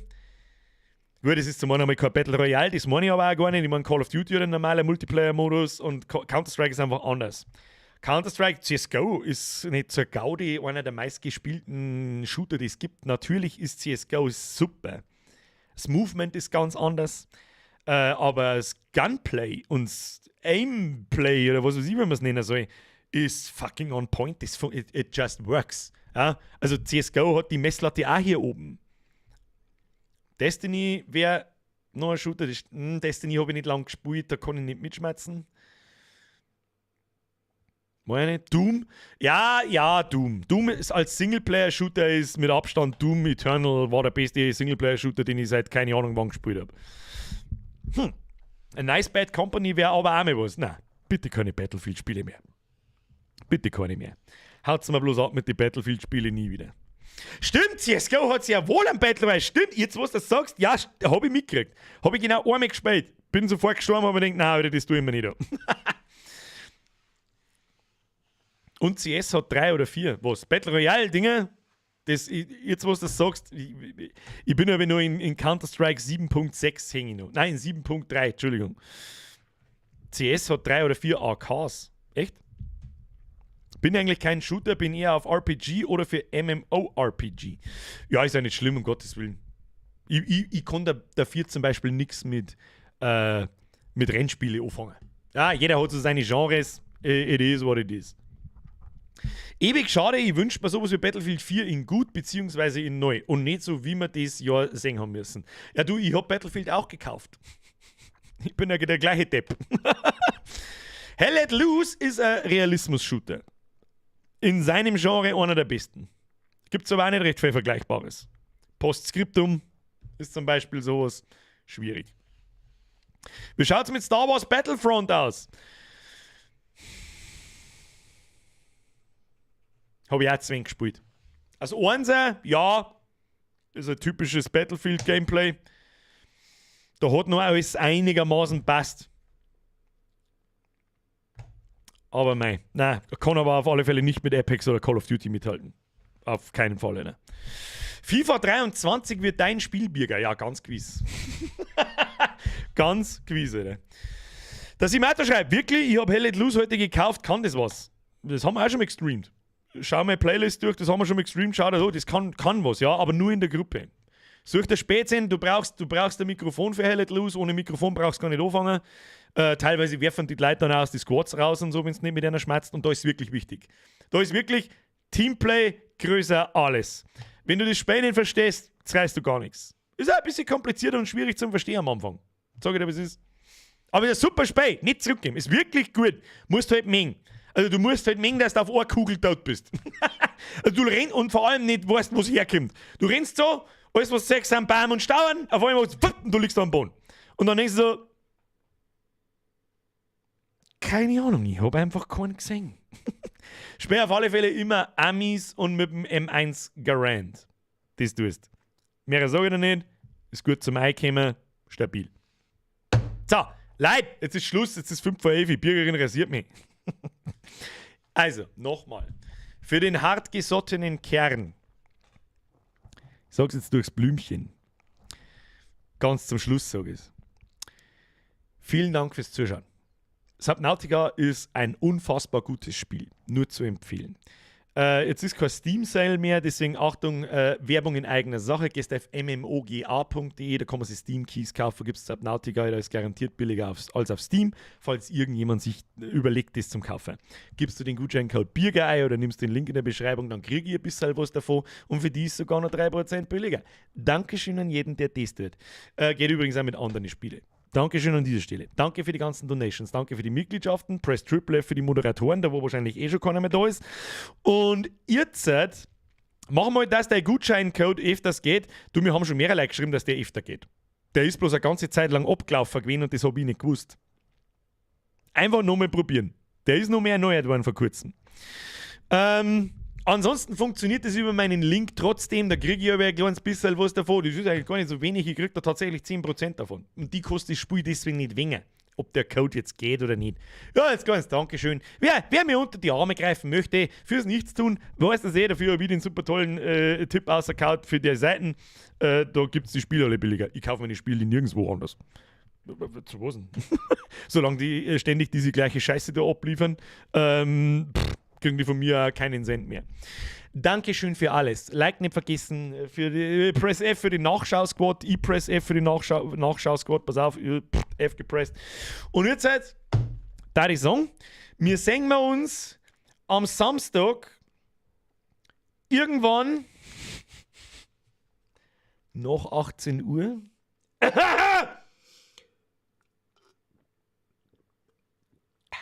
Mit einem kurzen Video, wo es um gewisse Dinge geht. So, jetzt eskalieren wir beim letzten Mal. Schalte ich auch mal schnell eine Stunde lang einen Stream ein. Schmerzt mir ein wenig. Wer das jetzt nicht verstanden hat, dem kann ich jetzt auch nicht helfen. Und ansonsten sehen wir uns am Sonntag gleich nochmal. Da kommt nämlich mein vorbereitendes. Es kommen 2 Schmerzvideos. Auch einmal Kappe sind wieder da. Am Sonntag kommt ich bin jetzt dann in der Sommerpause-Video und eine Ankündigung für den Podcast. Dann ist nächsten Montag spielen wir Stray fertig. Nächsten Mittwoch ist Urlaubsblätschmerz und dann bin ich 4 Wochen weg. Also ich bin nicht im Urlaub 4 Wochen weg, aber ich bin halt weg von diesem Kasten und keine Streams und keine Videos. Stimmt nicht ganz. Die Woche drauf kommt dann der Podcast, wöchentlich. Bin sehr gespannt, was sagt's. Und dann ist die Season vorbei. Kannst fast nicht glauben. Eine Woche noch. Es ist noch richtig Kasala. Ja, ich muss die Podcasts noch herrichten, ich muss die Sounddateien noch herrichten, ich muss alles getimed aufladen, alle Thumbnails herrichten, alle Story-Vorschauen herrichten, jeden einzelnen Scheiß. Haben wir noch viel zu tun. Und ich habe gehört, am Wochenende muss ich ein Stück oder 2, 3 Kappe verschicken. Die übrigens am Samstag um 6 Was? Auf die Nacht. Oh, sag's gut. So, tragt euch bei Bavarian Caps ein. Link habe ich euch vorher geschickt. Ansonsten geht's auf Bavarian Caps Seiten, schreibt Birger ein, geht's aufs KP Benachrichtigung aktivieren. Die kriegen als erstes eine E-Mail. Sobald dort Caps weg sind, kommt mein Video und dann kauft es bei mir. Wahrscheinlich schalte ich es sowieso gleichzeitig online, weil das irgendwie wieso. Spätestens eine Stunde, nachdem es bei Bavarian Caps online sind, haben es bei mir online. Okay? So. Der Blermi schreibt also, am Sonntag um 12 Uhr gibt's die einmal als Trucker-Cap? Du, Bazi-Bulli, das kann ich dir noch nicht sagen. Es gäbe die Möglichkeit, ja, aber ich bin aber kein so ein Fan von dem Mesh-Steuer hinten. Frag mich bitte nicht, warum. So! Wehe, jetzt legt's den Server nicht. Also, wie ich euch kenne, ist er schon hier, bevor es überhaupt online geht. Das kann man eigentlich machen. Ja? Ich werde es im Discord nochmal sagen, so kurz davor, so, jetzt ist ein guter Zeitpunkt, um auf die Seiten zu gehen. Vielleicht kommen sie mich ja am Samstag um 16 Uhr.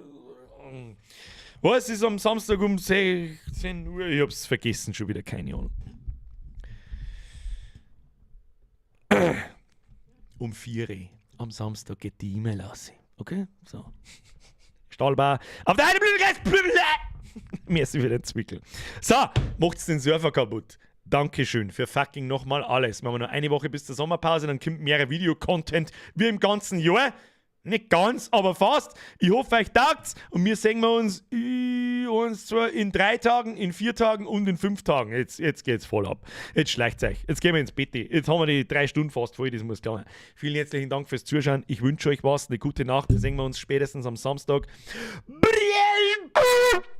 Heißt auf Nigerianisch übrigens Gute Nacht. Triple F nicht vergessen.